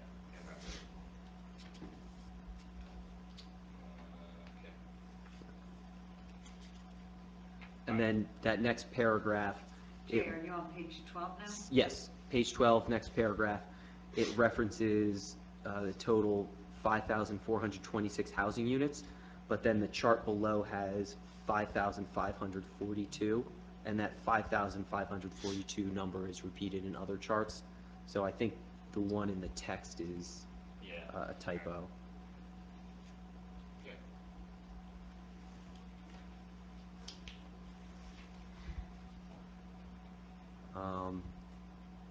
Page 21,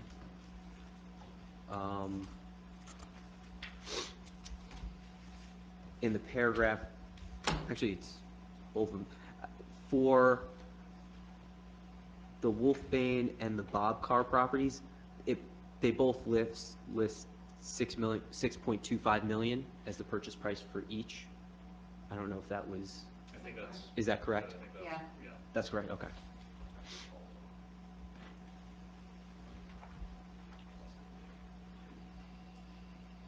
All right, and that's all I had in terms of revisions. I have just general questions, but we can save that for later. Does anyone else have any notable typos or very, Yeah. blatant, just like Jason just pointed out, and Jack? Sorry, any updates or changes on that level? And these are ministerial, basically, I think, right? Yeah. Okay, why don't we move into questions, and why don't we, scroll through,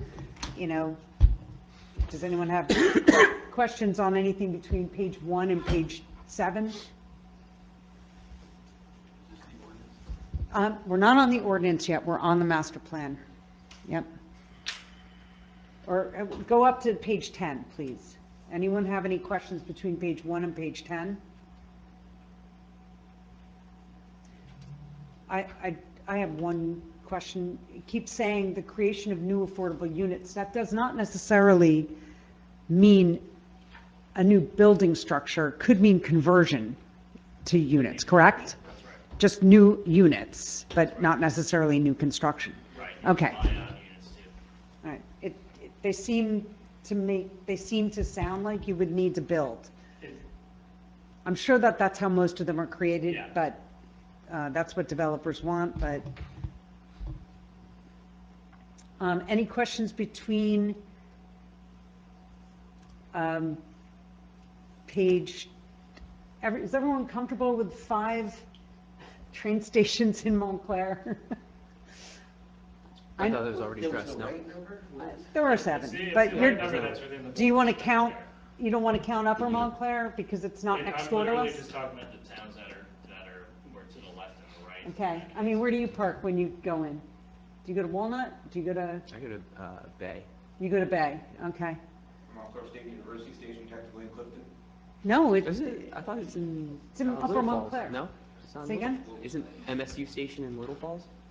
Yeah, that's not. Yeah, that's not clear. Okay. We're not gonna have to build up a Montclair train station. We're not worried about it. All right, I don't have that budgeted. could you explain, you said that you clarified the thing about the HOAs being included. I still don't understand. You said that the Right, price so- would be higher, but So, why don't we point out what page that's yeah, on? so that's the bottom of page 11, the Mhm. last paragraph explain, the last paragraph exceeds chart 3. So. Into your mic, please. Sorry. Sure, sorry. It's the last paragraph before chart 3 on, Page 11. yeah, final actual paragraph. So the sentence that the chairwoman's referring to says, the sales price shown in that chart assume no homeowner's insurance or condominium/HOA fees, and therefore those prices are Doesn't say. higher than what the actual sales price will be, as the cost of homeowners insurance policies or condominium fees increase the monthly cost of housing and therefore reduce the home value that a household could afford. So what that means is that we talked about how affordability is counted as 30% of your gross income, right? So if your mortgage is $1,500 a month and you tack on to that $300 in HOA fees and insurance, then the size of house, the amount of house that you could buy goes down because you can afford $1,500, you can't afford $1,800, right? So if you don't count, if you have a lower monthly cost, you can afford more house, essentially. But what, you're saying that the price of these the sales, I'm sorry. But the sales price of these I mean, it's homes, the affordability. There's an income, or My an God. an expense level that the income level is allowed or certified to pay. It's the affordable sales price, so you And can't, it- you yeah. can't sell them a house that costs more than they can afford So, at that yeah, 30%. so if there's an HOA fee, you cannot live in that townhouse, condo, whatever form it is, without also payment of that HOA fee. So affordable housing controls take into account as part of your housing cost, the HOA fee as if it was part of your mortgage payment. So it decreases the resale value of the unit because you have to add those numbers together to obtain your final monthly expense figure. Think about this, the higher the taxes on a house, I can the less do The less you can afford, the yeah. less you're gonna pay, because that's all that says, is that Mm. it takes into account. It's essentially the same I just- idea. I understand. The wording still doesn't really work for me, but if everyone else understands it and I'm the only one who doesn't really like the way it sounds, that's fine. I'll go with the majority. Doesn't make sense to me, still. I mean, it's written pretty straightforward. It's the same concept as PITI, the maximum amount of money you can shell out. I understand the maximum amount of money. What he's saying is that the pricing appears higher, even though you're saying that it doesn't include. It's all the of price that they can afford. No, it says that it will reduce the home value that a household could afford. It will reduce the home value that a household could afford. But it says the pricing appears higher. It says that. Therefore, are higher than. I understand what you're saying. Okay. You understand I what see, I'm no, saying? now I understand what you're saying. So I'm going to change that, and I'm going to say, instead of the sales price, I'm going to say the affordable sales price. Or the affordable purchase price, something along those lines. I So I'm mean, gonna- I don't know, does that make any sense? You're saying the same thing. All right. Yeah. Okay, just, let's move on. Sorry. Questions between pages 13 and, I'm sorry, 11 and 20 now. I had a question about chart 4. Okay. And those vacancy rates. Yeah. Yeah, me They too. look high. It comes from the American Community Survey, so. How do they qualify vacancy? Is it a snapshot and everything is vacant? Does it have to be vacant for a certain amount of time? I think it's a snapshot, Okay. but it's got a high margin of error, so, it probably isn't as much as it is. You'll find with ACS data that some years are very weird. I had one town where I was doing a re-exam for them, and it looked as though between 2000 and 2010, they added like 300 houses to their housing stock, and then from 2010 to 2020, they demolished them, whereas like nothing happened in that town. So we use it because we have it. It's what we've got. It's what every planner uses, but it's not always the best.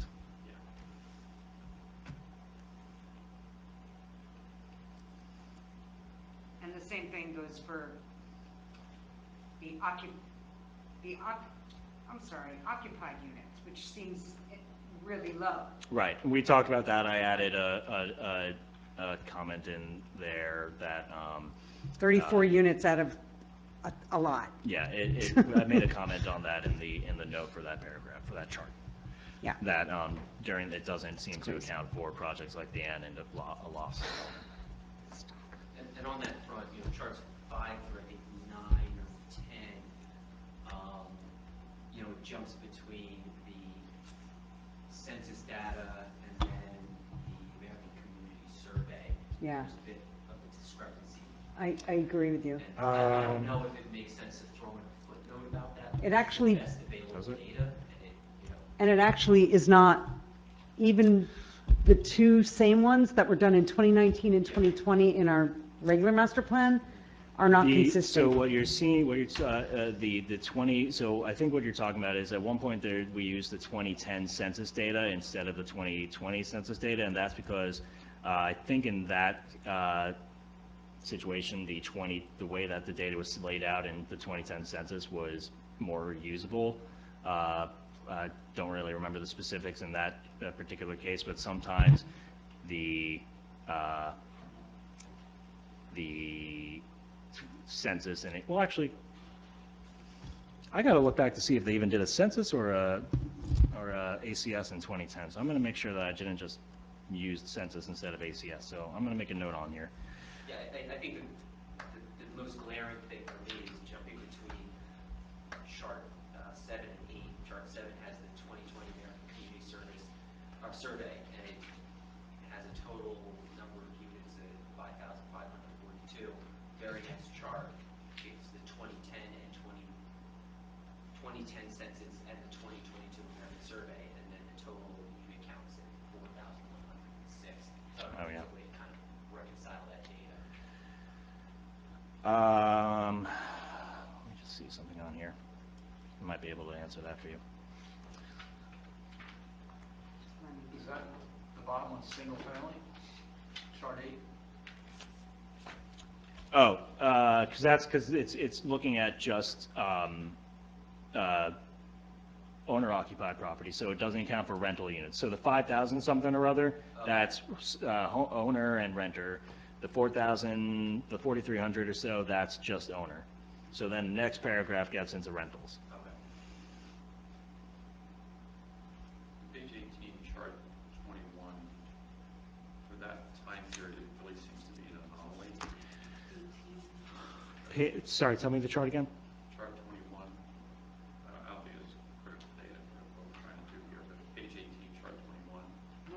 commute for employed residents of Verona. Yeah. For 2020, I Yeah. would imagine those data are pretty out of whack between what it was in early 2019 and what it is now. The driving, the mode of transport, Yeah. it's, like I said, ACS data can vary year to the year. It's accounting for different 5-year periods. No, I understand that, but I'm just saying that particular year is those. Oh, because of COVID and everything like that. Yeah, yeah. No, I understand. Are you suggesting maybe he put a statement in? That Yeah, I can make a note. I think. Even if you took older data, it would probably be more relevant than 2020 data. Well, this is 5 years, 15 through 20. Yeah, it's averaged over a period of 5 years. Honestly, I would even be surprised if this was substantially different. I would be surprised if it was substantially different from 2019. I'll look at it, and if it's actually that bad, I'll make a comment on it. It's 5 years ago.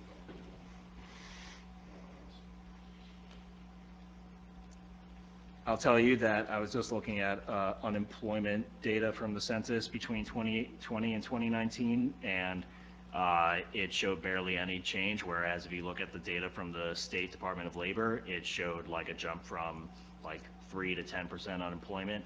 So that 5-year averaging controls for certain anomalies like that.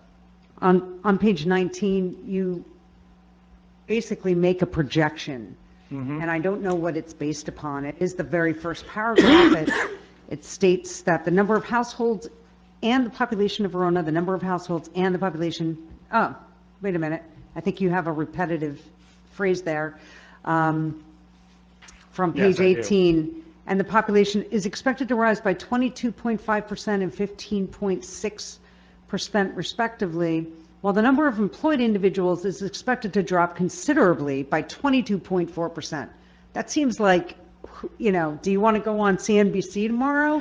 It comes from the New I don't- Jersey Transportation Planning Authority's demographic forecast. They are the go-to source for these projections and pretty much every plan that's written. It just seems really like We're a grim. We're required to include those projections. And just know that these are just required inclusionary data points. These are not impacting or causing any change in your numbers or obligations of what you need to do to meet your affordable housing obligation. No one's going to look at this chart and say, you're not doing what you're supposed to be doing because I don't care what the chart says. Your obligations are your obligations, and your plan, as you're adopting it, is your method of satisfying those obligations. All right, does anyone have any questions through page 20 or any comments? We'll move on from 20 to 30.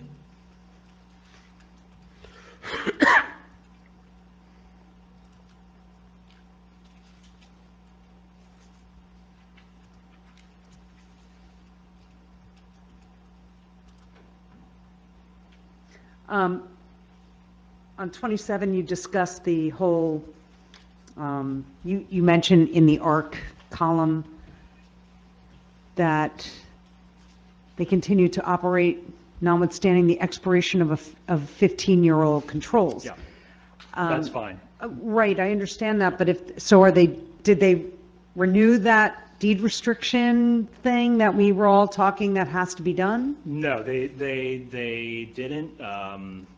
Are they supposed to? No, they are only required to do the deed restriction. On their end, they only have to so they can get funding from the county or HUD or whoever. What about on our end for our compliance? purposes, we're good as long as they're operating over 10 years. I think you're able to count them in or had controls for over 10 years. They're allowed to be in your plan. The only time that 30-year controls come in for them is if you need them for a rental bonus, which in our case we didn't. So we were able to move on without needing them to get more controls. So is there any risk to having them not renew? No, we're solid. Okay. And there may be other restrictions on this property as well. For instance, a lot of these programs, you may fund it through NJHMFA Special Needs Trust Funds. So the way that program works is the restriction continues as long as that funding remains outstanding. And so for the Special Needs Trust Fund, they only require payment by looking at 25% of the monies generated by the project. So those controls can stay in for well beyond 30 years because they're never generating, they're only looking at that small portion of funds.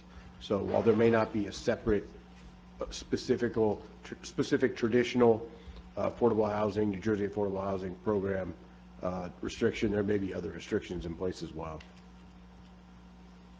But for our purposes, I explained the situation to the court master, who's really who you want to be okay with everything, and she said, okay. Okay, I just want to make sure, because you did say you need to deed restrict these things, so I just wanted to make sure that There's we're not at flexibility. risk, that's all. The deed restriction thing's a little bit different with special needs facilities. Okay. Any other questions between page 20 and 30? 30 through, well, we're getting into the spending portion there. Yeah. So Spending plan, by the way, if you want to talk about it, we can, but as far as adoption, it's the town, as far as adoption of the spending plan goes, it's adopted by the Township Council. If you guys want to talk about it, we can, but it's not necessary for you to adopt in a resolution tonight. I really don't think it applies. So you're saying we should stop at page 32? If you had questions about what the spending plan said or anything like that, you can ask it, but the Township Council is the one who adopts the spending plan. But you did remove the inconsistent. I did. I removed the accessory apartment reference. Does anyone have any questions on the spending plan, regardless of the fact that we're not adopting it this evening? It's still legitimate to have a question. That was most of my earlier questions. Okay, you want to do that. Okay. All right, so we should talk about the consistency of this and the adoption of this before we move on to the spending plan, I think, with that. Yeah, we have to wrap this up. Right. So does anybody want to open with a discussion? Does anyone want to say anything about this? Well, I think, as much as this is the board's decision, Yeah. I think it's important that Dan believes that that the ordinance is consistent with the master plan. Wait, we're not talking about the ordinance. You just We're said we're talking about the ordinance. No, we're going to talk element. about the element. Housing element. For the Oh, I'm master sorry, I plan thought you said element. we're going to go back to the spending plan and talk about the ordinance. No, we're going to talk about the element I of got you. I'm of the sorry. master Okay, plan I for skipped ahead, I'm sorry. potential adoption.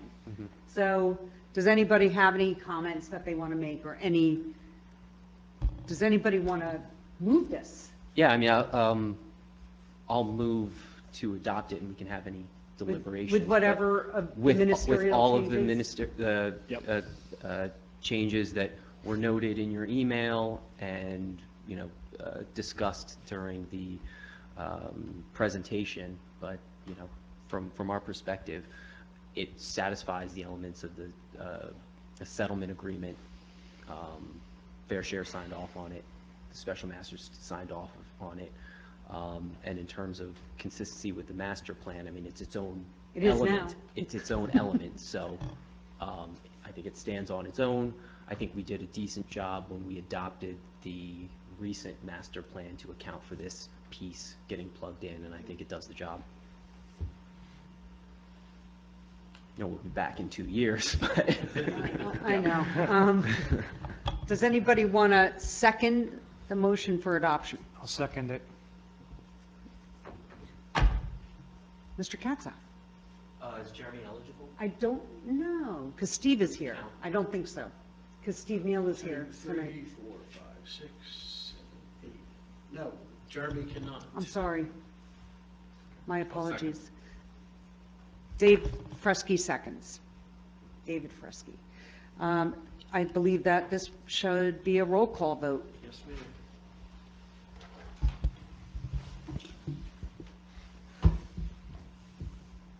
Mr. Bernardo? No, Mr. Bernardo, he's out today, and Mr. Katzhoff is not voting Thank you. on this. Mr. Lilly, Yes. Mr. Hindeman, Yes. Mr. Kamudi, Yes. Mr. Daoud, Yes. Councilman McAvoy, Yes. Mr. Neal, Yes. Mayor Roman, Yes. Vice Chairman Presti, Yes. Chairperson Pearson. Yes. So we have just adopted the housing element and fair share plan to our master plan, pages through page 32 of the document, of this massive document that was sent to us. And thank you for being so willing to work on changing things up to match the numbers that we had plugged into our master plan. Now, if there are no further discussions on this, we will move to, the ordinance 2023-18 repealing Article 19 of Chapter 150 of the Code of the Township in its entirety and replacing with new Article 19, affordable housing. And again, this is part of our zoning code, which is why we are hearing this to determine consistency with our recently passed and tonight portion passed master plan. So why don't we look at the ordinance and go through, can we go through pages 1 through 5? Are there any questions besides my recommendation to remove the definition, accessory apartment, because of its lack of consistency with the way that we drafted our master plan to not have any increase in density in our established residential neighborhoods, which is where these accessory apartments would be figured in. So, Madam Chair, yeah. I don't think that that is a decision of which consistency or inconsistency is determined. I think the board should simply make a recommendation to the governing body. We're gonna. Okay, What? I'll finish. Please go ahead. Thank you. Yeah. I think that the board should make a recommendation to the governing body that they simply delete that definition from this ordinance. But I don't think that the board should spend any time on determining whether that makes the ordinance consistent or inconsistent for the reasons that Dan said before. That's all. Okay. Well, can we, That's just my recommendation to the board. I mean, that we just remove the definition? that would be the recommendation to the governing body. but Correct. I don't think it has any impact whatsoever on the consistency determination. I don't think it's a basis to find this ordinance inconsistent. Would you recommend the removal of accessory apartment from page 21 of 23, page 21, 150-21.9, use of funds, where they basically apply the allowance of use of funds to accessory apartment use? Yes, but again, yes, we could recommend that, but I don't think it makes it inconsistent if it remains, because it either applies or it doesn't apply, but it's not necessarily incompatible in an inconsistent sense. So here's my 2 cents on this. Because this doesn't change the zoning at all, there isn't a conflict with our master plan.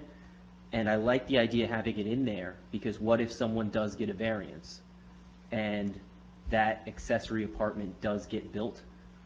One, we want to be able to collect a development fee on that, and two, we want the option to have it deed restricted for affordable to get. What if credit somebody for it. comes before the board and says, I'm going to do this, and it's in your master plan, so I can? But it's not in our It's not master in our plan, master plan. and this is not a zoning ordinance, so this wouldn't apply. This is All not it says is zoning that if ordinance. the township wants to start an accessory apartment program, which would have to be Mhm. in its affordable housing plan, the code, the rules allow Why you is this such to a- use, to create an accessory What apartment is- program that funds up to 10 units, they could use funds for that program.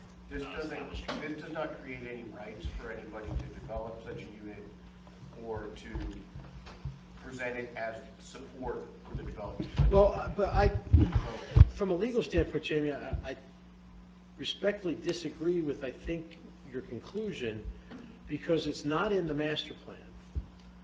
And it's not permitted anywhere. It would be as if we said, use a different use that we don't allow in town. And why would we include in an ordinance provisions for that use when it's not included? So where do you end when you provide for uses that aren't permitted? Like, why don't we have, I'm just trying to think, marijuana dispensaries, they're not permitted. Because that's not affordable housing. All this is saying is, this is a recognized, acknowledged program Okay. to satisfy your affordable housing obligation. So should the township in the future ultimately choose to recognize it, Okay. as Member Hinman said, if, for instance, But we're going to review this in 2 years anyway, right? Yeah, but we wouldn't be at a point, like in, let's say, July 2025 rolls around. Someone on their own gets a variance while we are in. It would be irrelevant. it would be irrelevant, yeah, you would not get any credit. You Yeah, wouldn't be able to see while that. we're still working out what our mechanisms are, and there's an opportunity to catch a unit, we can catch it now, then throw it into our plan. What do you mean catch a unit? In what, from So if what? someone just got a variance, like Someone we're not got a authorized variance them to- put an accessory unit. That doesn't mean that it has to be affordable. I know, but this it gives gives us the the opportunity. opportunity. But to gives you say, the hey, opportunity. we'll- Because if I- it's not in the ordinance, So, it's So- not in the ordinance, you can't collect it. Okay, but here's another problem. You- If someone's going for a variance for an accessory dwelling, what's the basis for giving That's them a that use variance? Here, we now put it in here, and now any attorney can argue. No, well, they could not, not at all. In their That's ordinance. what Jamie Not at answered my all. question, to my satisfaction, I mean, I'm not saying Yeah. it means Yeah. it's satisfactory, but when I respectfully disagreed, he showed me why I was wrong, okay, based on his answer. No, Okay, it wouldn't give anybody any justification because because all this says is that if the township were to amend its housing plan to say we're also going to be funding low-income accessory apartments, they can use funds for that. If somebody on their own, like a homeowner says, I want to demise a third of my house to rent out to somebody, that's not affordable housing, and the planning board doesn't have the ability to say, oh, well, we're going to give you affordable housing trust fund money. Can you talk into your mic? Turn your mic on. The planning board doesn't have the authority to, like, this thing keeps turning off. The planning board doesn't have the authority to say, we're going to give you $10,000 from our trust fund for you to be affordable. So it doesn't give anybody any basis. There's absolutely nothing that any developer gets out of this to Okay, say, but I can make it affordable. It wouldn't be the planning board making that decision. It would be before the Board of Adjustments. And Yeah. any attorney can sit there and tell the Board of Adjustments, well, it's written in this ordinance, look, it says they're accessory apartment. And that board could say, okay, it's written there, we're going to grant the variance. And I mean, this is, Just the fact that it's there, no, but this is not a zoning it's ordinance. not. It's No, in the it- master yeah. plan. Well, it's not a zoning ordinance. It's not a zoning, It it's not a doesn't zone. permit, it Yeah. permits a town to have a program. May I- It doesn't permit a developer to do May I- anything. Yeah, sure, Mayor. Mayor. I don't like having things scattered throughout law that don't have a very clear reason for being there because institutional memories fade very quickly. We can argue that there's a legal argument that this has no effect, that it makes no changes. I'm always trying to think 5, 10 years down the line when half of us, might not be sitting on a board anymore, who knows what. And people go, oh, they must have meant to do something with this. We've run into this kind of time and time again where we look at our code and we go, why on earth is that there? And no one can explain it. And if we've made a decision that we don't want ADUs to be part of the landscape of the town, then we should just simply say ADUs aren't permitted and then otherwise be silent about ADUs. If there is to be an ADU program, all of the elements around ADUs should be created in law all at the same time, is my opinion. That's just my theory of how I would practice legislating. I agree with the mayor. The origin of this conversation was about about whether it needs to be dealt with for consistency purposes. We can remove the language and it won't have a structural impact on this ordinance.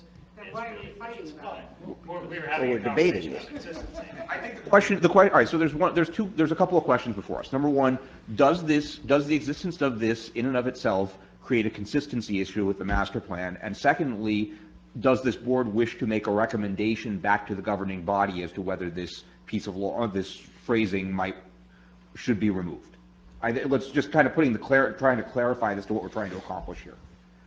Does this create a consistency issue? Does the planning board recommend that this phrasing be removed from the ordinance? It's a housekeeping issue, as you pointed out, right? It's not a consistency issue. Yeah, Those it's need to more be the implications. to- It's a housekeeping issue, which I agree with your recommendation, Mayor. Not to overly simplify, but in essence, you're asking for removal as a Scrivener error, in effect, That goes for because it's consideration. not presenting any obligations or requirements or that. It's simply language that was included and language that could be removed without impact. Right, and you can send it back to us for consideration, that we note that this is not present as, as part of the rest of zoning. We recommend that the township council consider whether or not this should remain in the ordinance. Would your housekeeping issue also take it out of section 21? Sure. For consistency. Whatever the planning board chooses to recommend back to the governing body, we would consider in its entirety and have further discussion as to what legislative intent is. Madam Chair, it's either in or it's out, right? 21, but if it's not in, if we recommend this, they take it out, someone can still come and ask for a variance for a accessory dwelling unit, and we can, whoever comes before, but they go before whatever board, and that board can go, well, will you make it affordable housing? And they can get this funding, which is. No, if it's not in there, there's nothing you could do. Then there's nothing you can do. Yes, So- correct. If so- you remove it, it's removed. So to Mr. Hyman's point, like, someone has to build something new to get that funding, because by nature of removing it, it's not available for funding. So I think at this point, it's Also, a if lot. it's not in your housing plan or your spending plan, you can't spend the money on Yeah. it. Right. It's an open question. I think it makes sense to make that recommendation to the council to consider removing that language. And I think we presented arguments why it should. There have been arguments why it should stay. So it's up to the council at this point. I think the chairman's point about making that recommendation to reconsider, I think we should pass that. And I think that there was some interesting discussion, that it's not necessarily just a cut and dried, hey, we recommend that this shouldn't be in here. There's reason, this should be reconsidered and go back to the planning board's record. There was extensive discussion about it. It could be a recommendation, or this board can decide to remove it before it goes back, am I correct? We can't decide it. You can only make some ordinance. Okay. Yeah, you can only make recommendations on, Okay. sitting here, when you're sitting on the dais as a governing body. then.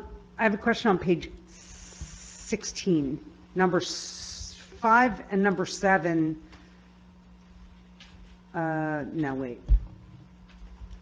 Establishing a program for diverting unlawful rent payments to the municipalities of Florida.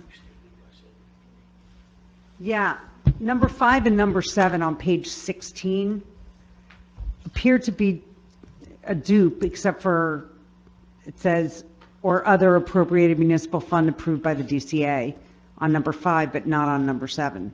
Are they the same thing? And so just leave number 5 and lose number 7?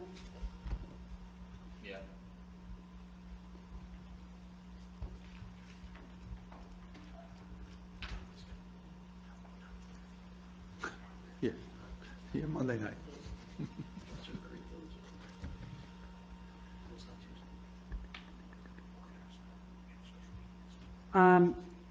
Who's exempted?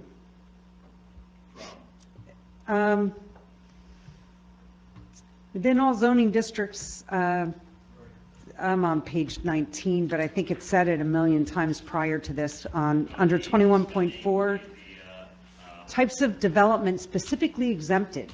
Who's, So a what's, developer that does an inclusionary development isn't paying a development fee, for example. Sorry. A developer who does an inclusionary development, any developer who's creating affordable housing does not have to pay a development fee. Okay.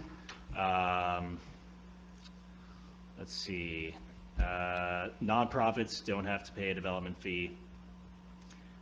There are certain, looks like this is saying that there's certain properties that are exempt on the state's non-residential development fee form.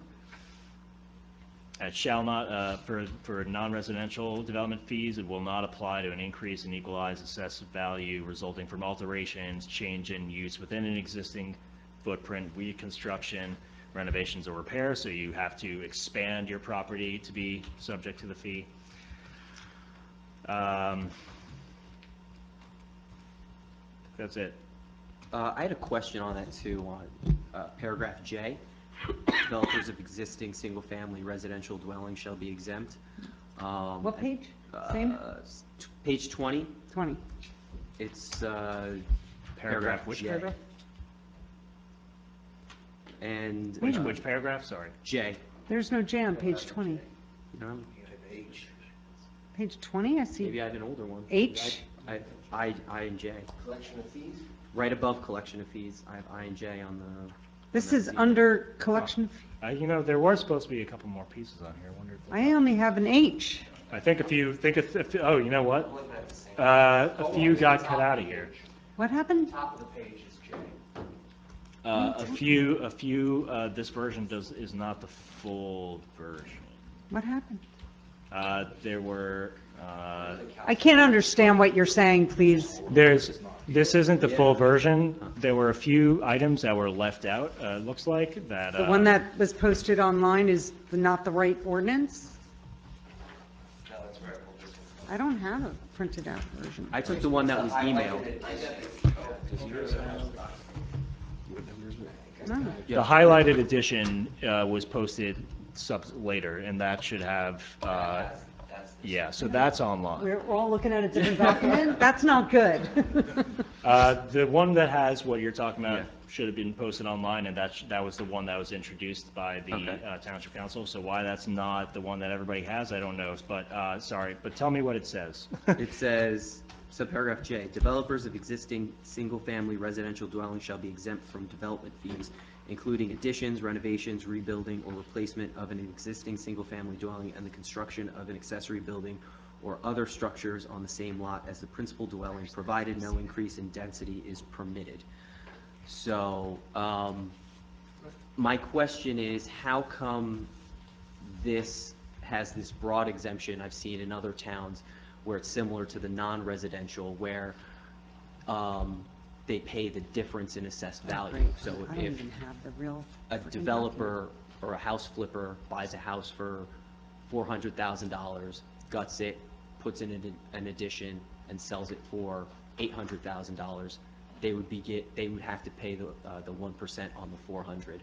Yeah, it's Assuming just, it was it's assessed just how the value. law was written. It's based on the equalized assessed value, because Yeah. I guess it's more objective than the value that. No, I get that, but how come there isn't the provision I for just paying the looked at- difference that I've seen in some other Sorry. towns? Like This makes me. in our ordinance with the non-residential, you pay Yeah. the difference in Yeah. assessed value. But here for single family, you don't pay the I difference. think in it's assessed saying that value. if you're not expanding the If you're building. not, Yeah, well, if no, it- it says. if there's no including increase- addition, so I think usually there's Okay. there's like a square footage threshold, so if you're adding like 100 square feet. That was existing language.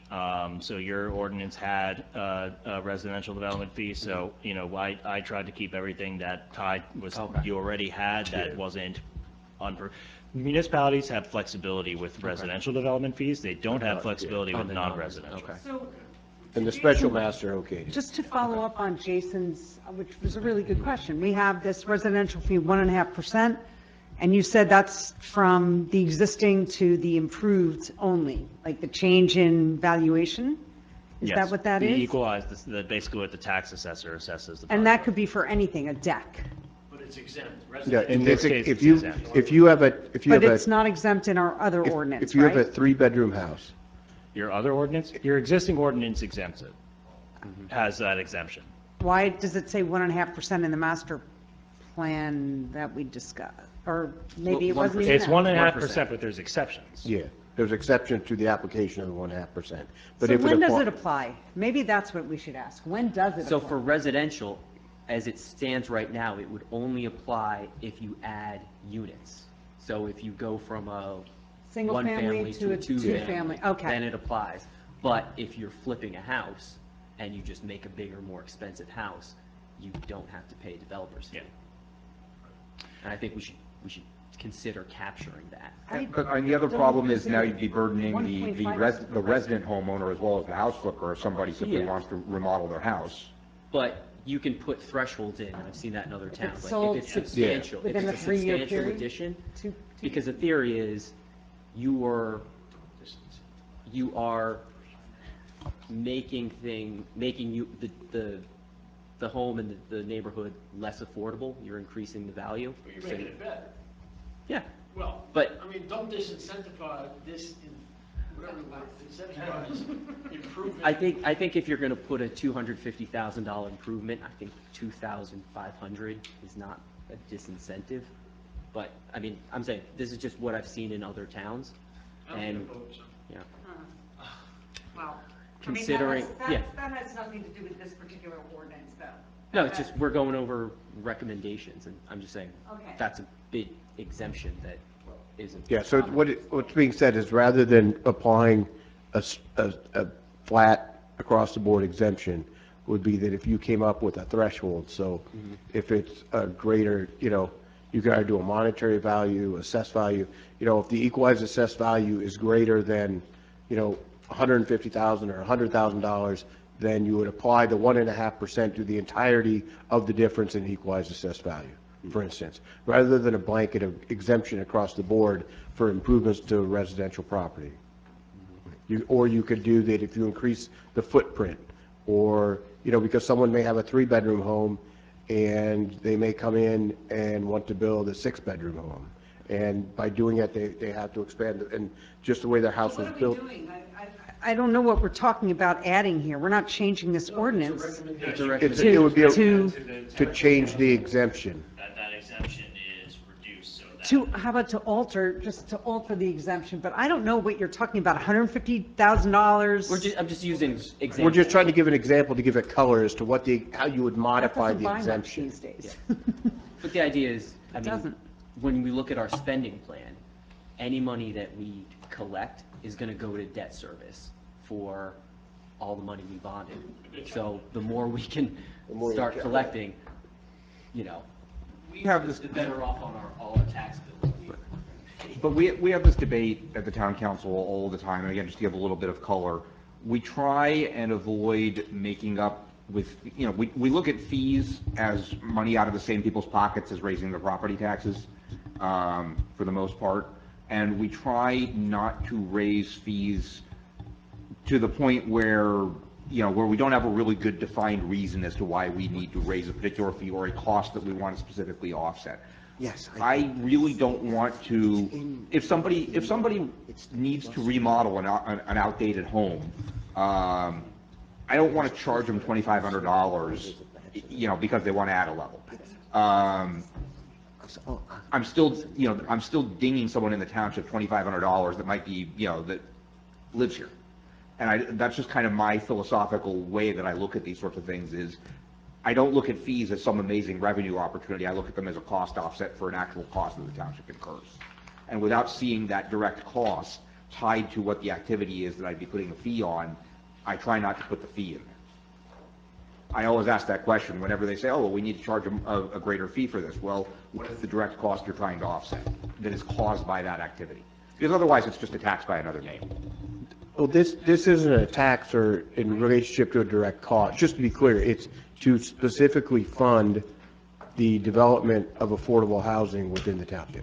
That's what it's for. It Right, isn't- but the question is, why is it that somebody who wants to add a level onto their house, why do I need to make them do that? One of the things that the mayor and the council have discussed numerous times, because we did discuss the possibility of a bid, somehow developing some kind of business incentive district, blah, blah, blah. When we have these kinds of costs when we want to improve the facade of our downtown, it's all of these costs that we want them to spend money to improve the facade of our downtown, but then we disincentivize it with all kinds of fees, and people don't do any improvements. They don't end up fixing the facade of their building or making it look more inviting. I just don't draw the direct line between add a level to your house and now you're creating an increased need for affordable housing in the township. That's where I kind of stop and say I shouldn't charge that. Right now, the ordinance is exempt. Or So official. I think, I forwarded your can the email. board, Madam Chair, can the board decide, we can talk about this all night. I know. You Yeah, Can the we- board decide whether they want? I just want to, like, I totally agree with the mayor. It's, when someone wants to put an addition on their house, we're now whacking them with an extra fee. And we're going to eventually get more taxes out of that person because the value of their house is going to go up and they're going to be reassessed and they're going to be paying the township more money. Permit fees have gone up. I mean, we're just whacking them with another cost that's going to disincentivize someone to improve their house. So I don't think we should, I'm not in agreement to change it. Page 20.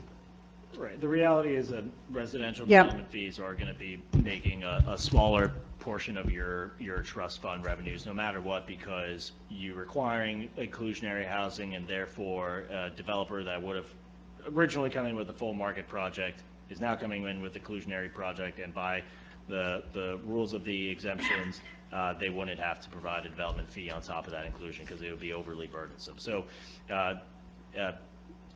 and also, by way of having this inclusionary set aside, you reduce your need for those affordable housing revenues in your future round anyway. So it nets out from an affordable housing perspective. I want you to, To me, it's a luxury tax, kind of what we're discussing here, Yeah, which I is think scary. we should, should try to figure out how to come to an agreement for a memo and then move on with a vote. Because as Mr. Massara said, we could probably tinker with this all night. I got one other tinker. Okay, I please. have one question also. Subdivisions. Okay. Like, what about that? Like, is there any, like, It's same thing applies. They have, since it's inclusionary housing, they are not going to have to do a development fee.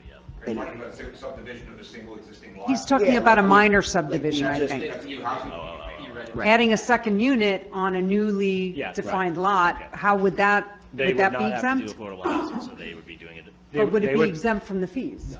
They would not be exempt from the fees. you're adding a unit. Because you're adding a unit. So that house from soup to nuts, basically from zero land value only to a brand-new structure that did not exist prior, they pay 1.5% of the entirety of that house into the Affordable Housing Fund, correct? The equalized assessment. More or less, I think so, yeah. Okay, yeah, which is good, right? Yes, I mean, no, that's fair. where, That's that's fair. not a luxury tax. correct. Mac? So on page 7, at the very top, I just want to clarify a percentage here. Affordable developments that are not age restricted shall be constructed such that, and then C on the top of page 7, you're saying at least 20% of affordable units have to be 3-bedroom units? Yes, Of 20%. of the Of affordable. the units. affordables? Affordable units. Yeah. That's a regulatory, you're not getting around it requirement. So if we put up 95 units, all affordable. I'm sorry? if we put up 95 units, affordable, 19 have to Whatever- be 3-bedroom units? Yeah. Okay. Because the focus is, sorry. Focus is a desire for family units. Yep. Not, so you're not just building studios and 1-bedrooms.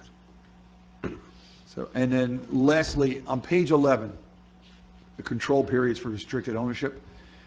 In 2 there, it says rehabilitate owner-occupied housing units that are improved to code standards shall be subject to affordability controls for only a period of 10 years.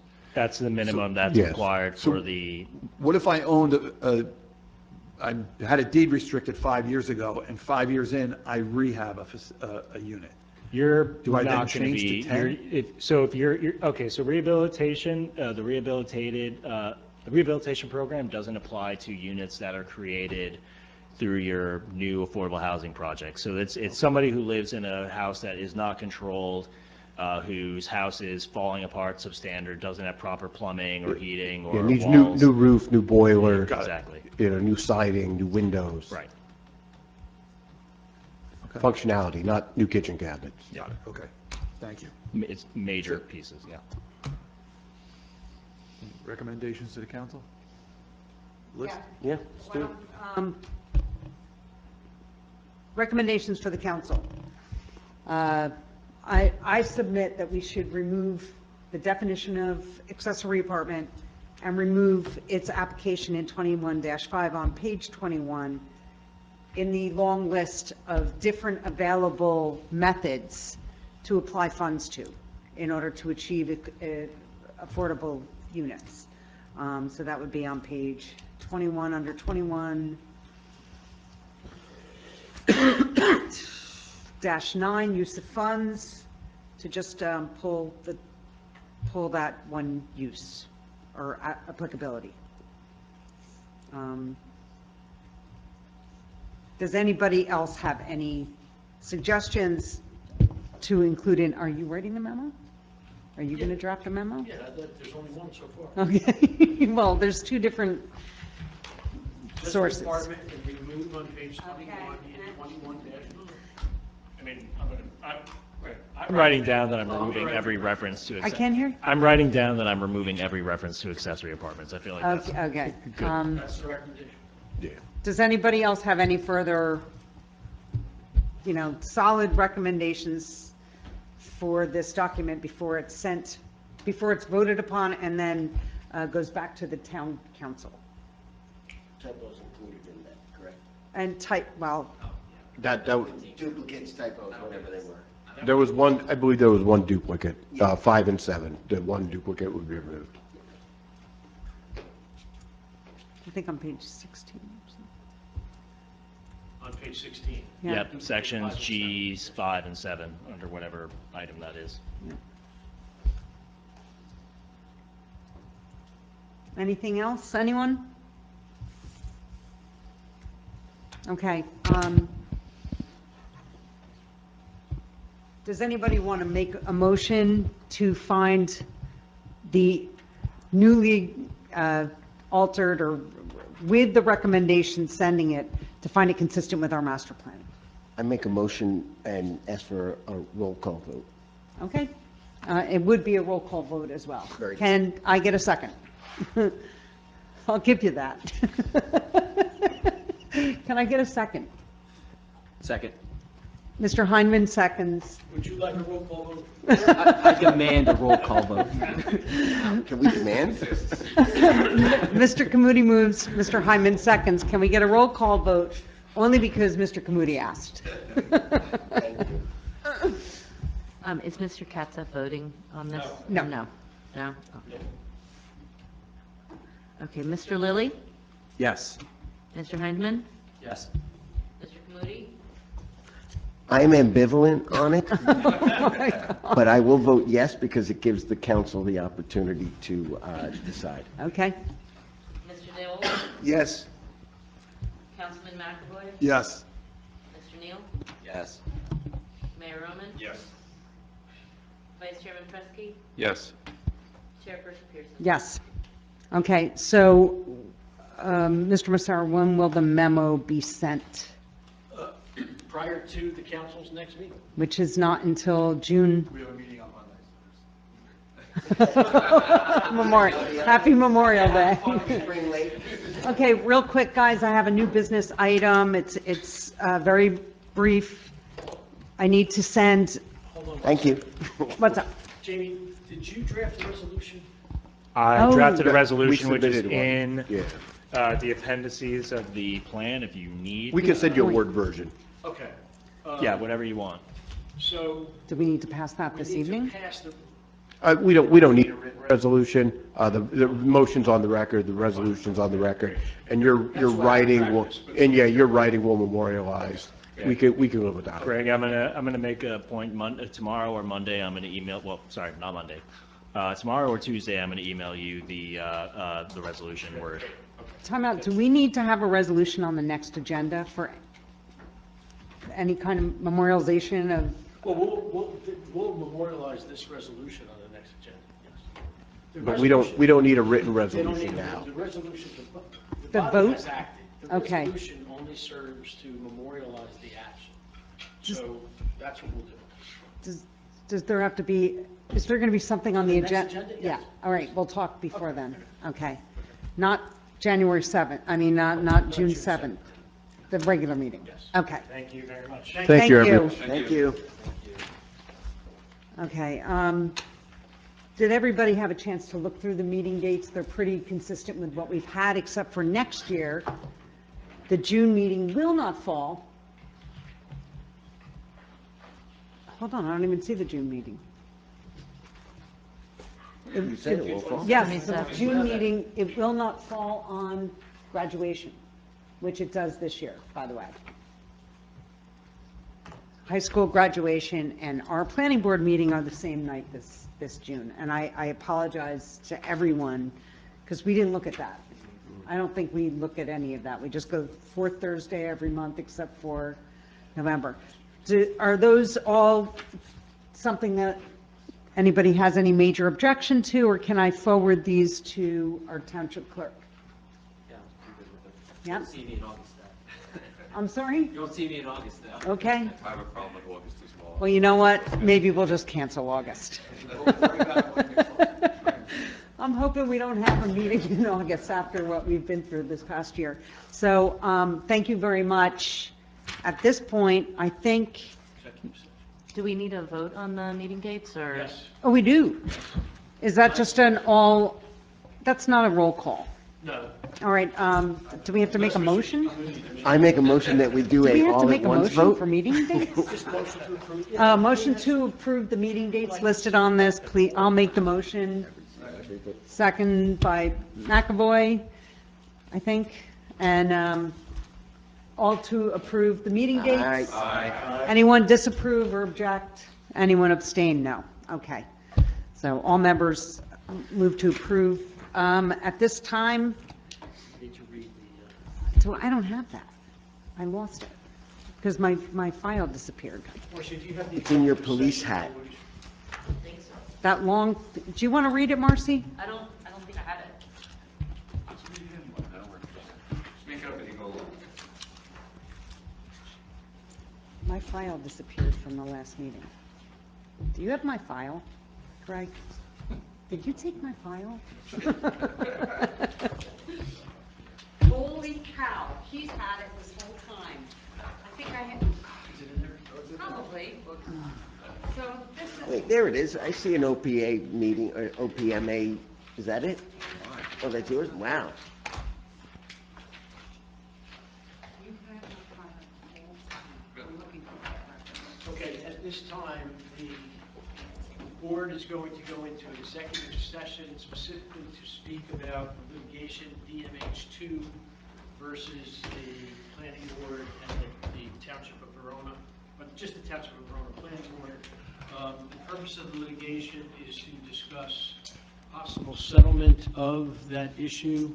The minutes of the meeting will be disclosed to the public upon completion of the litigation or 2 years, whichever comes first. I don't remember what else is in there, but that's the notice to the public about the special meeting because we lost the verbiage. And we need a motion to go into the special meeting. The executive session. It's the executive session, excuse me. Yes. I will second. Moved by Mayor Roman, seconded by Mr. Kamudi. Do we have to, And the meeting will Vote? resume, all in favor, the meeting will resume, the public meeting will resume upon completion of the executive session. with no action to be taken? Madam Chair. With at no this- action, no further action to be taken. I will recuse from voting, as will Mr. McAvoy, I believe, I was just, Madam Chair, I'm going to recuse myself from this. from closed voting session- Closed session. and from closed session, but all members that will be attending closed session, please say aye. Aye. Okay, thank you. I am also recusing. could stay, whatever Yeah, your guys' we could preference is. stay here, right? Huh? We could stay here, right? Or do we? need Yeah, to I go? think it's, I'd prefer to stay here. Roman move. Thank you. 10:38. Now we're in open, Mr. Chairman. Okay, so a motion to adjourn. Motion. All in favor? Aye. Aye. David, good job.